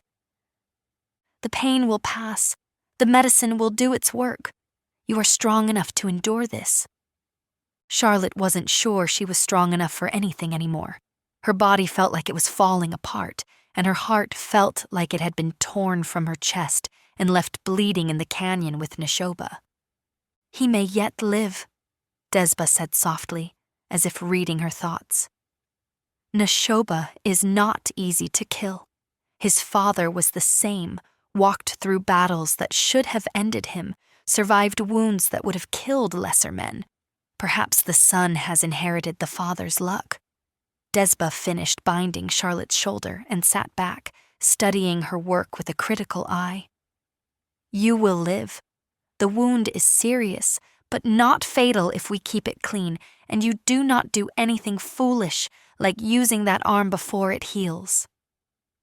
Charlotte nodded numbly, too exhausted and grief-stricken to care much about her own survival. Come, Desba said, helping Charlotte to her feet with surprising gentleness. We must move farther from here, find shelter where we can rest until dawn. They walked through the moonlit landscape, a ragged group of survivors moving like ghosts through the countryside. Charlotte stumbled along with them, her wounded shoulder burning, her heart breaking with each step that took her farther from the canyon where Neshoba had stayed behind. Where Neshoba had probably died. They found a cluster of boulders that offered some shelter from the wind and possible concealment from anyone who might be searching for them. The women and children huddled together for warmth, some sleeping fitfully, others sitting in shocked silence. Charlotte sat apart from the group, leaning against cold stone, watching the eastern horizon for any sign of approaching dawn. Her mind kept replaying the moment Neshoba had cupped her cheek, the way he'd looked at her like she was something precious worth dying for. She must have dozed eventually, because she woke to fingers of pink light stretching across the sky and Desba shaking her good shoulder gently. "Wake up, child. Someone comes." Charlotte's eyes snapped open, her heart hammering. Had the bounty hunters found them? Were they about to face another attack, another desperate flight with nowhere left to run? "Look," the old woman said, pointing toward a gap between two massive boulders. A figure emerged into the dawnlight, moving with a familiar fluid grace, despite an obvious limp. His deerskin shirt was torn and blood-stained, his long hair had come loose from its binding and hung wild around his shoulders, and he carried his left arm close to his body as if it pained him. "Neshoba!" Charlotte cried. Charlotte tried to stand, tried to run to him, but her legs wouldn't support her. She made it 2 steps before her knees buckled, and then he was there, catching her with his good arm, pulling her fiercely against his chest. "You foolish woman," he breathed against her hair, his voice rough with emotion. Charlotte's good arm came up to wrap around his waist, holding him as tightly as her wounded shoulder would allow. She could feel his heart beating against her cheek, could smell smoke and sweat and blood and the distinctive scent that was purely him, leather and sage and something wild and untamed. His arm tightened around her, and she felt him press his face into her short hair, felt him breathe her in like she was air, and he'd been drowning. "The men?" Desba's practical voice cut through the moment. "The white men who came to our canyon." Neshoba slowly released Charlotte, though his hand remained on her good shoulder, as if he couldn't quite bear to break contact completely. When he looked at his grandmother, his expression was grim. Dead. All 5 of them. His voice was flat, emotionless. "I made sure they could not follow, could not report back to whoever sent them. But there will be others. There are always others." "And the canyon?" Desba asked, though her tone suggested she already knew the answer. "Burned, destroyed, the shelters, the stores of food." His jaw clenched. "They shot anyone who tried to stop them. I counted 7 of our people dead. The canyon ran red with blood before I could end it, before I could make them pay for what they did." A collective wail went up from the women as the confirmation of their worst fears settled over them like a shroud. Children began crying, sensing their mother's grief even if they didn't fully understand it. Neshoba's hand on her shoulder tightened slightly. "What happened was not your fault, Charlotte. Evil men make evil choices. You did not make those choices for them. But they came because of me. They tracked me here because my father—" "Your father created the situation, yes. The bounty hunters chose to follow it. The 5 men who died in the canyon chose to attack rather than leave in peace." His dark eyes held hers with an intensity that made her breath catch. "Do not take responsibility for the sins of men who see people as property to be bought and sold." "We will go south," Neshoba said, his tone leaving no room for argument. "Into Mexico, where American law does not reach. It will be a hard journey, but Texas is no longer safe for any of us." Mexico. Charlotte had planned to go there herself, had thought of it as a destination that meant freedom and safety and a new beginning. "When do we leave?" she asked. "Now," Neshoba said, "before the sun rises fully and the heat becomes unbearable." Desba began organizing the women, her voice brisk and commanding. Within minutes, they were moving, a column of displaced people carrying what little they'd managed to save. Charlotte walked beside Neshoba, her wounded shoulder throbbing with each step, her heart heavy with grief and guilt and feelings she couldn't quite name. She stole glances up at Neshoba. "You're staring," he said softly, not looking at her but somehow aware anyway. "I'm making sure you're real," Charlotte admitted, blushing. "I was so certain you were dead. When Desba and I went through the passage, when I heard all those gunshots, I thought..." Her voice cracked. "I thought I'd never see you again." "I am harder to kill than I look," he said, "though I admit there were moments when I questioned whether I would see another sunrise." "You're hurt." Charlotte gestured to the way he held his left arm. "Let me look at it when we stop. I might not be as skilled as Desba, but I can at least. I am fine. The wound is minor compared to yours." His gaze dropped to her bandaged shoulder. "How is the pain?" "Manageable." A lie, but one she told to save him from worrying. "Desba's medicine is strong. I can feel it working." They walked in silence for a while, the desert landscape growing brighter as the sun climbed higher. The air already felt warm against Charlotte's skin, promising brutal heat in the hours to come. Around them, the other women and children moved like ghosts, too shocked and exhausted for conversation. "Charlotte," Neshoba said eventually, his voice low enough that only she could hear. "When we reach Mexico, when you are safe, you should continue on alone. Find a city where you can disappear, where your father's reach does not extend. Build the life you dreamed of when you cut your hair and ran away." The words hit her like a physical blow. He was telling her to leave, to abandon him and his people once they reached safety. "Why?" The question came out sharper than she intended. "Why would I do that?" "Because you deserve more than a life of running and hiding with hunted people who will never truly be safe, who will always be looking over their shoulders waiting for the next attack." His expression was carefully neutral, giving nothing away.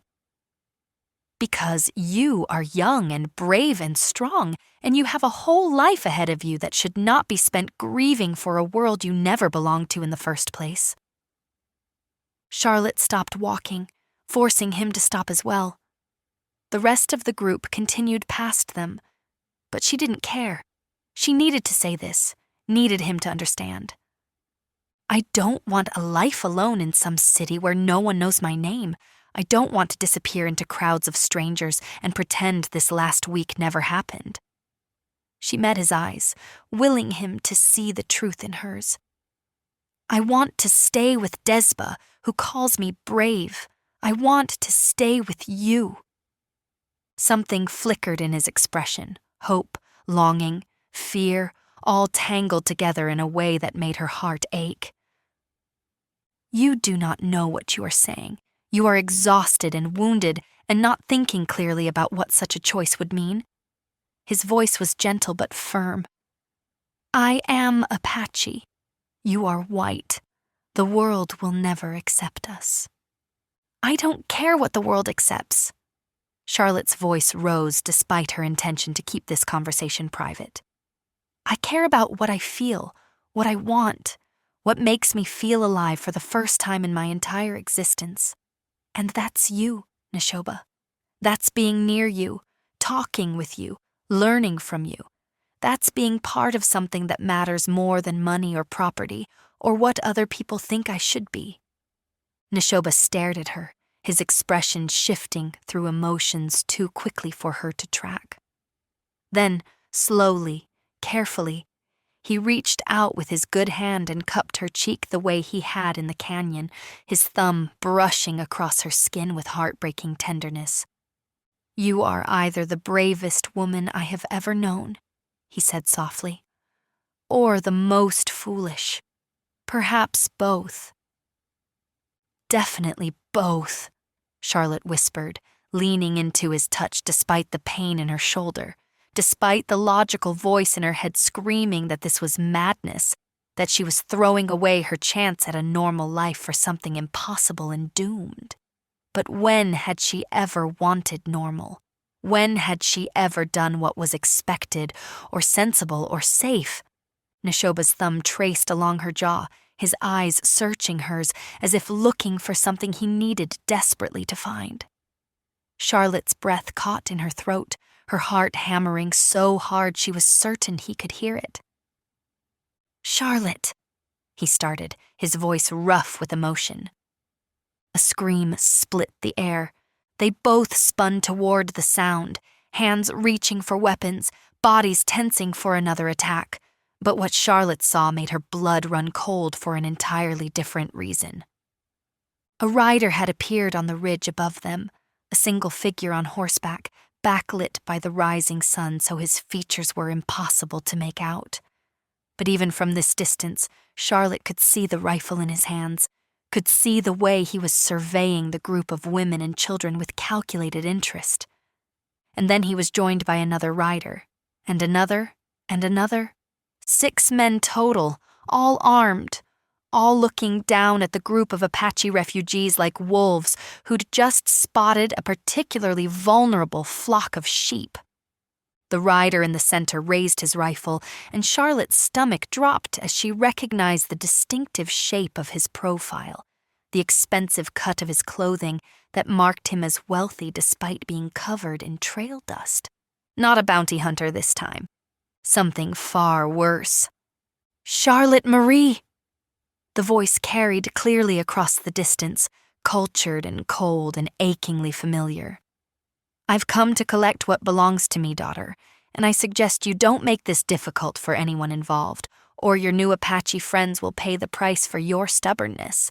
Edmund Weatherby, her father, had come for her himself, and behind him, mounted on a fine bay horse, and looking at her with eyes that promised terrible things, sat Mr. Thornton, the 63-year-old man she'd been sold to, the husband she'd risked everything to escape, the man who would drag her back to a life worse than death if she couldn't find a way out of this nightmare. Chapter 6. Time seemed to stretch and distort. Charlotte stood frozen, staring up at the ridge where her father sat on his horse like a judge pronouncing sentence. The morning sun blazed behind him, turning him into a dark silhouette haloed in gold, an avenging angel come to reclaim his property. "I am not letting them take you." Neshoba's voice was low, flat, carrying an absolute certainty. Edmund Weatherby urged his horse forward, picking his way down the rocky slope with the confidence of a man who'd never doubted his right to go wherever he pleased, to take whatever he wanted. The other 5 men followed, hired guns who killed for money and asked no questions about the righteousness of their cause. Mr. Thornton stayed slightly behind, but Charlotte could feel his gaze on her like oil against her skin. She'd humiliated him, running away days before their wedding, made him look like a fool who couldn't even control his own bride. He would make her pay for that embarrassment, would spend years making her regret every moment of freedom she'd stolen. Charlotte shuddered.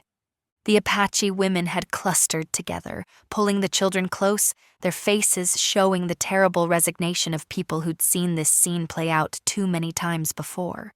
Desba stood at the front of the group, her ancient eyes tracking Edmund's approach. Edmund reined his horse to a stop about 20 yards from the group, close enough to be clearly seen and heard, but far enough to give his hired guns clear shots if things turned violent. He was a tall man, Charlotte's father, with steel-gray hair and a face that might have been handsome if not for the coldness in his blue eyes.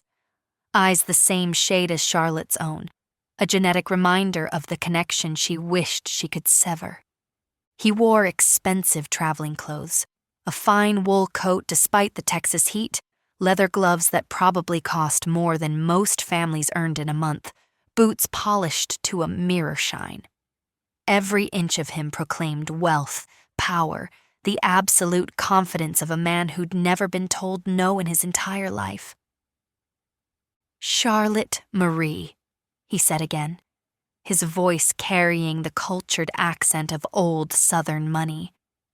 "You've led us on quite the chase across half of Texas, through some of the most God-forsaken country I've ever had the misfortune to traverse. I hope you're satisfied with the trouble you've caused, the expense you've incurred, the reputations you've damaged." "I won't go back with you, Father. I won't marry Mr. Thornton." Edmund's laugh was cold, devoid of any real humor. "You're 19 years old, unmarried, and legally under my authority until such time as you take a husband. Which you will do, Charlotte. You will marry Harold Thornton as agreed, and you will fulfill the obligations I contracted on your behalf. The wedding has merely been postponed, not canceled." "I'm not property to be sold." Charlotte's voice grew stronger.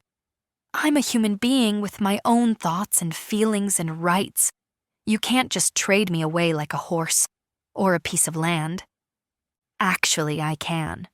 Edmund's voice remained maddeningly calm. "The law is quite clear on this matter. You belong to me until such time as your husband assumes responsibility for you. Those are the rules of civilized society, rules that have governed proper families for generations. Your mother understood this. She accepted her place without all this melodramatic rebellion." "My mother was miserable," the words burst from Charlotte like a dam breaking. "She was desperately unhappy married to you, trapped in a life she never wanted, dying slowly from the inside out until the cholera finally freed her from a prison she couldn't escape any other way." Something flickered in Edmund's expression, anger, perhaps a flash of guilt quickly suppressed.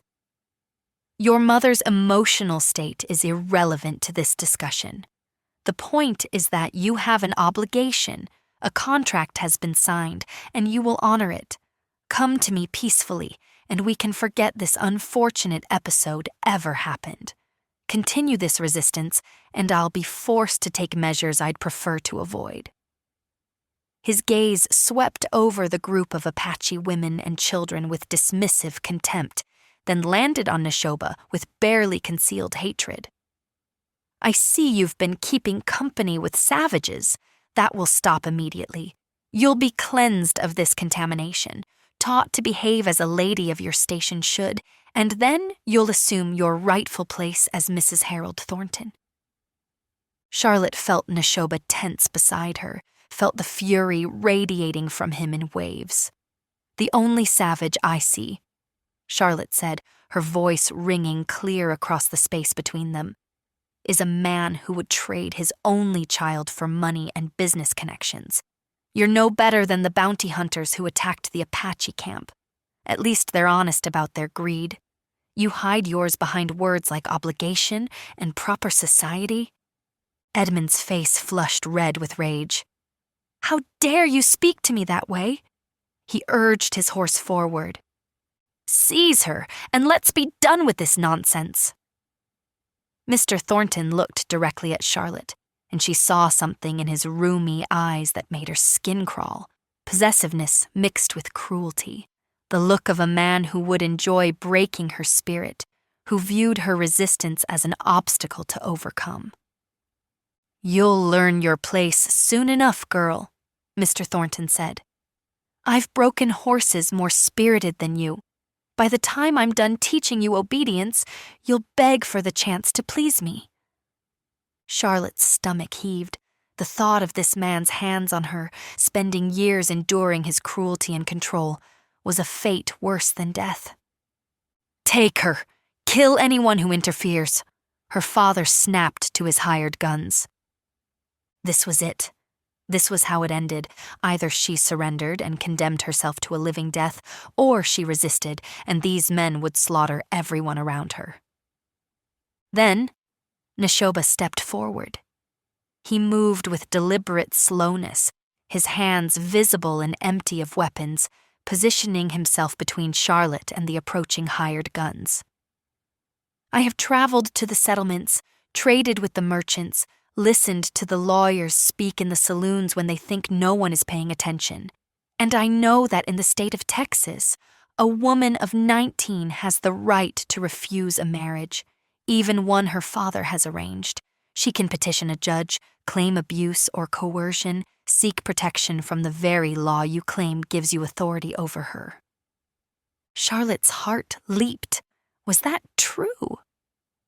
Edmund's expression suggested Neshoba had struck closer to the truth than was comfortable.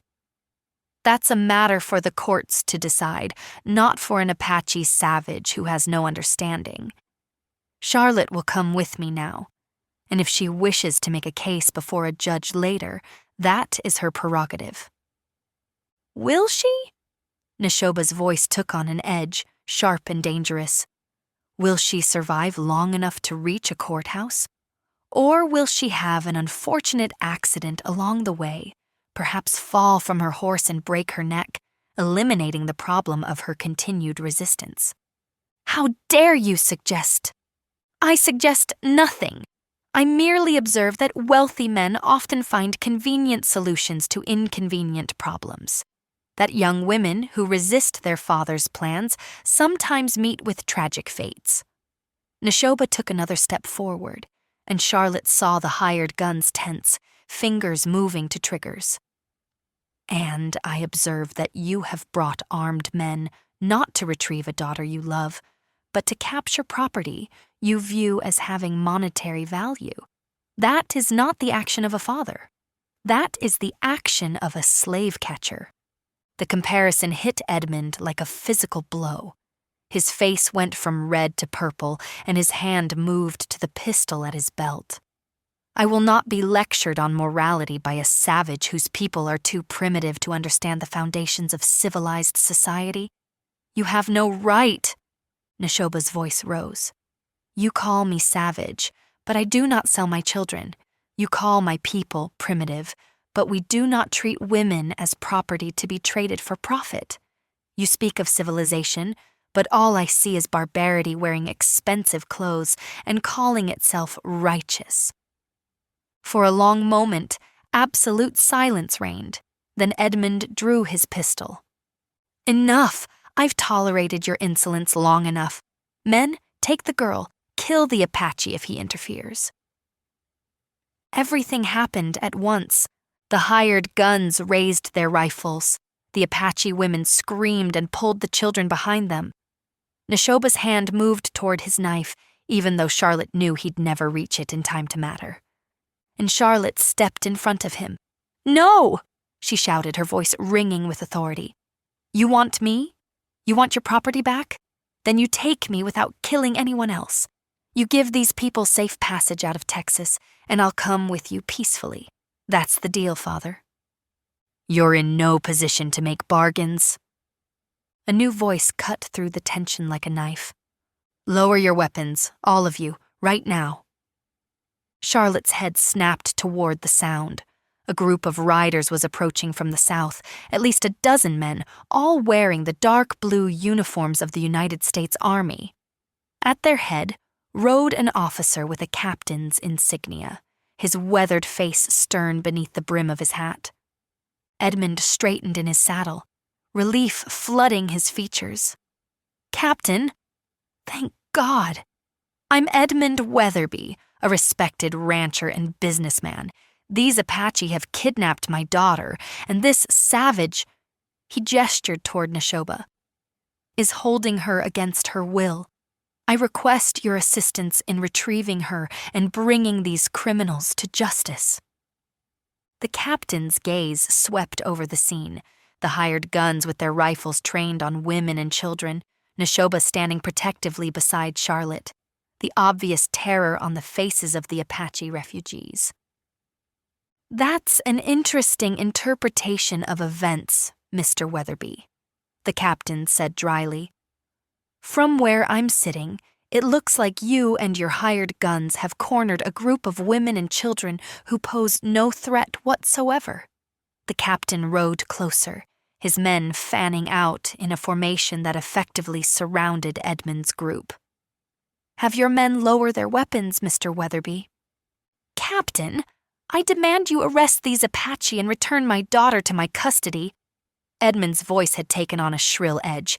I have legal authority over her, and... Actually, you don't. Everyone turned to stare at a new arrival, a thin man in a dusty suit who rode up beside the captain. He carried a leather satchel and had the harried look of someone who'd been riding hard for days. Mr. Weatherby, I'm James Morrison, attorney at law. I've been searching for your daughter for the past week at the request of her maternal aunt, Mrs. Elizabeth Cartwright of San Antonio. He pulled a sheaf of papers from his satchel. Mrs. Cartwright filed a petition with the court claiming you were forcing your daughter into a marriage against her will, that you were acting as guardian in bad faith, and that she was seeking to assume guardianship herself as the closest living relative on the mother's side. Edmund's face went from white to purple. Elizabeth has no standing, no right to interfere in my family matters. The judge disagreed. Morrison's voice was calm, professional, especially when presented with evidence that Mr. Harold Thornton has a documented history of cruelty toward his previous 3 wives, all of whom died under suspicious circumstances. The judge issued a temporary restraining order preventing you from forcing the marriage to proceed and granting temporary guardianship to Mrs. Cartwright pending a full hearing. He handed the papers to the captain, who studied them carefully before nodding. Seems legitimate to me. The captain looked at Edmund with barely concealed contempt. Mr. Weatherby, you and your men need to turn around and head back to wherever you came from. If you attempt to take this young woman by force, I'll arrest you for kidnapping and assault. Do I make myself clear? This is outrageous. I have rights. You have the right to hire a lawyer and fight this in court. The captain's hand moved to rest on his own pistol. What you don't have is the right to threaten women and children with armed violence. Now, move along before I decide to charge you with attempted murder and throw you in the stockade for a few months while the paperwork gets sorted. Edmund looked like he wanted to argue further, but even he recognized when he was beaten. His hired guns were already holstering their weapons, clearly unwilling to fight the army. Mr. Thornton, however, wasn't ready to give up so easily. This is fraud, interference. I paid good money for that girl, and I expect... You expect nothing, the captain interrupted coldly. Buying and selling human beings is illegal in these United States, in case you missed that rather important development. If I hear you've made any attempt to collect on this alleged debt, I'll have you arrested for human trafficking. Am I making myself abundantly clear, sir? Thornton's face twisted with impotent rage, but he wisely kept his mouth shut. Charlotte watched in stunned disbelief as her father and his men slowly turned their horses and began riding back the way they'd come. Edmund looked back once, his eyes meeting hers across the distance, and she saw something there that might have been regret or might simply have been the anger of a man who'd lost a valuable asset. Either way, it didn't matter. He was leaving. They were all leaving. She was free. The realization hit her like a physical force, and her legs suddenly wouldn't hold her anymore. She sank to the ground. Aunt Elizabeth. Her mother's sister, the one who'd attended the funeral and whispered to Charlotte that if she ever needed help, ever needed an escape, she should come to San Antonio.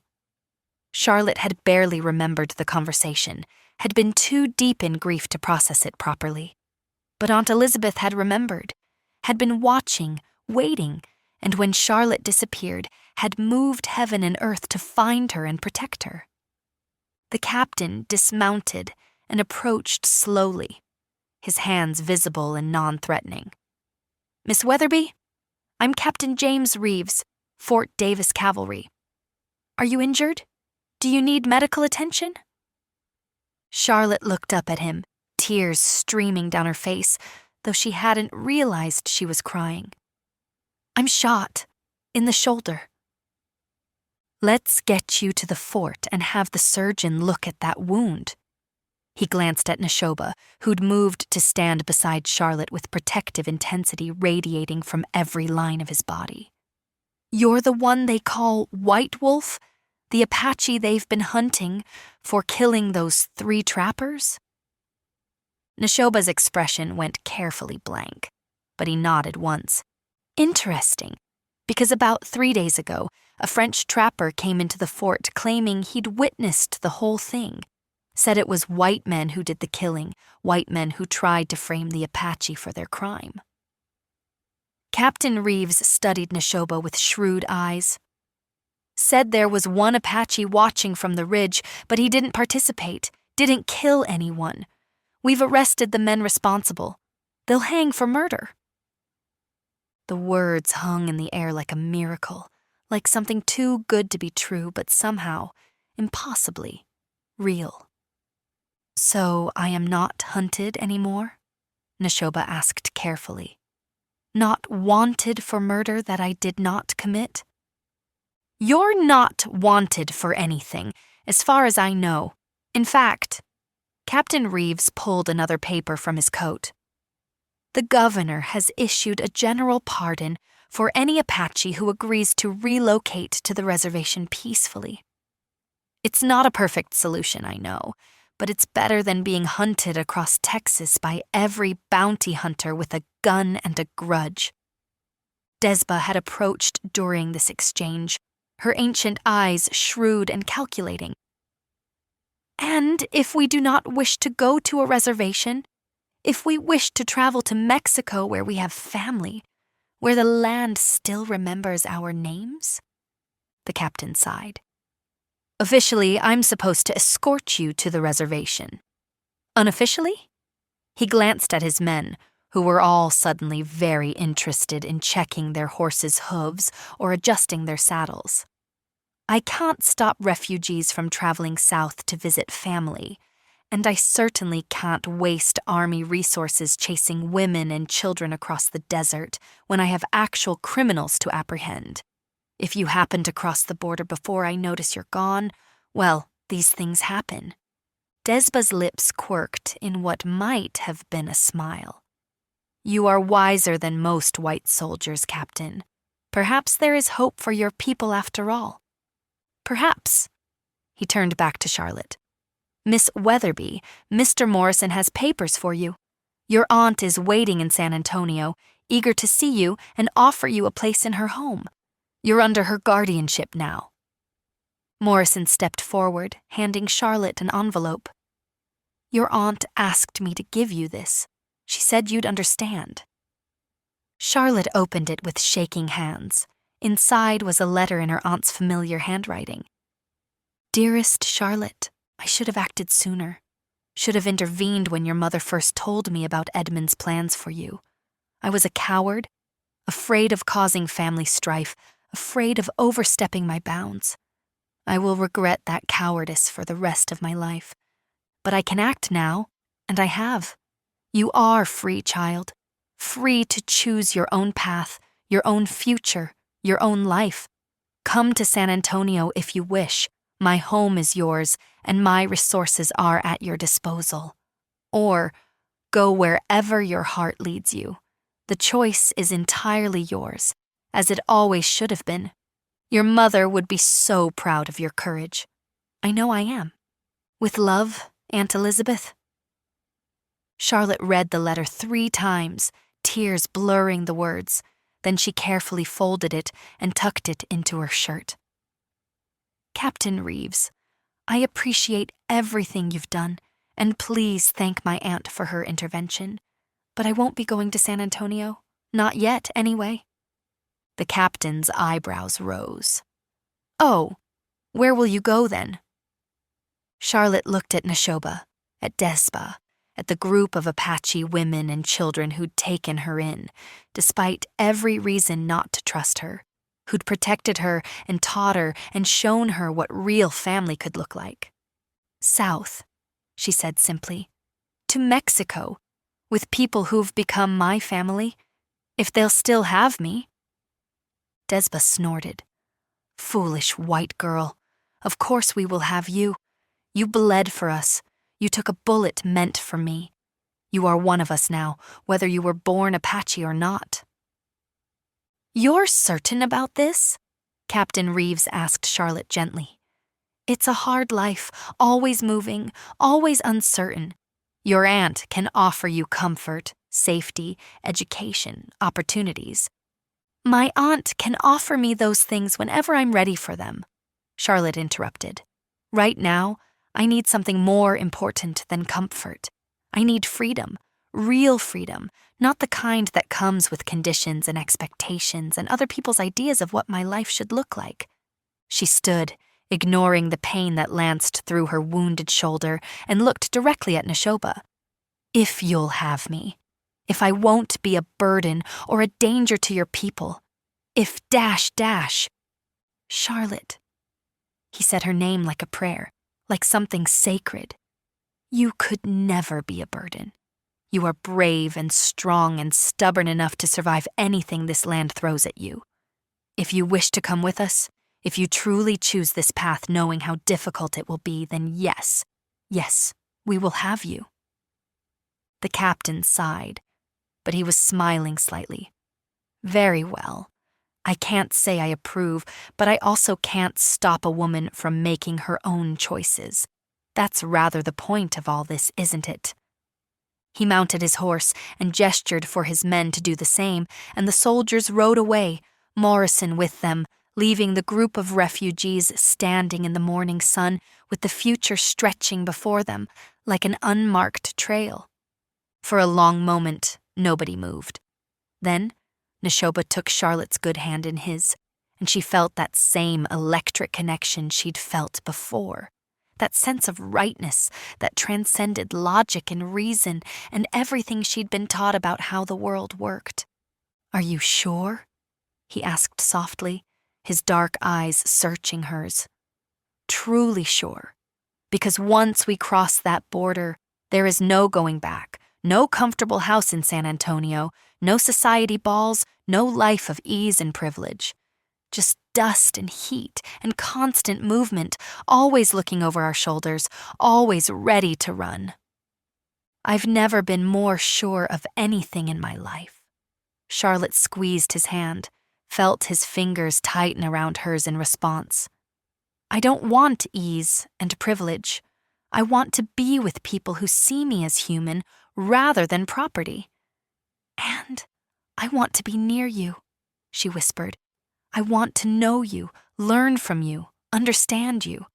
I want to see where this feeling goes, this impossible, terrifying, wonderful feeling that makes my heart race every time you look at me." Something blazed in Neshoba's eyes, joy, hope, desire, things she'd never seen there before, things that made her breath catch and her skin flush despite the cool morning air. "That is what I want as well," he said, his voice rough with emotion. "From the moment you offered me coffee, I have been drawn to you in ways I cannot fully explain. You are white, I am Apache. Our peoples are enemies. Everything about this is impossible. And yet, here we are," Charlotte finished, smiling despite the tears streaming down her face. "And yet, here we are." Neshoba lifted her hand to his lips and pressed a kiss to her knuckles, a gesture so tender and unexpected that Charlotte felt her heart might burst from her chest. Despa made a sound that was half laugh, half exasperation. "Enough standing around making eyes at each other like lovesick children. We have many miles to walk before we reach safety, and the sun is climbing higher. Come, We move now, save the romance for when we have shelter and food and are not standing in the open where anyone can see us. She was right, of course. There would be time later, time to explore these feelings, time to learn each other's stories, time to discover if this impossible connection could survive the harsh realities of the life they'd chosen. But as they began walking south, as Charlotte fell into step beside Neshoba, with the morning sun warming her back and Mexico drawing closer with each step, she felt something she hadn't felt in years. Hope. Pure, uncomplicated hope for a future that was truly hers to shape. And beside her, matching her pace even though his injured arm clearly pained him, walked a man who made her believe in possibilities she'd never dared to imagine. A man who'd taught her that freedom was worth any price. A man she was beginning to realize she loved with an intensity that terrified and thrilled her in equal measure. The group walked through the morning, through the heat of midday, into the cooling evening. They rested when the children grew tired, rationed water with careful precision, told stories around small fires that they extinguished before full dark to avoid drawing attention. 3 days later, they crossed into Mexico. Charlotte stood on the southern bank of the Rio Grande, water dripping from her clothes and her hair, and looked back at Texas one final time. Somewhere behind her was the life she'd been meant to live, the fine house, the wealthy husband, the respectable existence as Mrs. Harold Thornton. "Come," Neshoba said, offering his hand. "There is a village not far from here where we can rest and resupply. The people there will welcome us. From there, we can decide where to go next, how to build the life we want." Charlotte took his hand and let him lead her away from the river, away from her past, toward whatever future they would create together. It wouldn't be easy. It would never be easy. But it would be hers.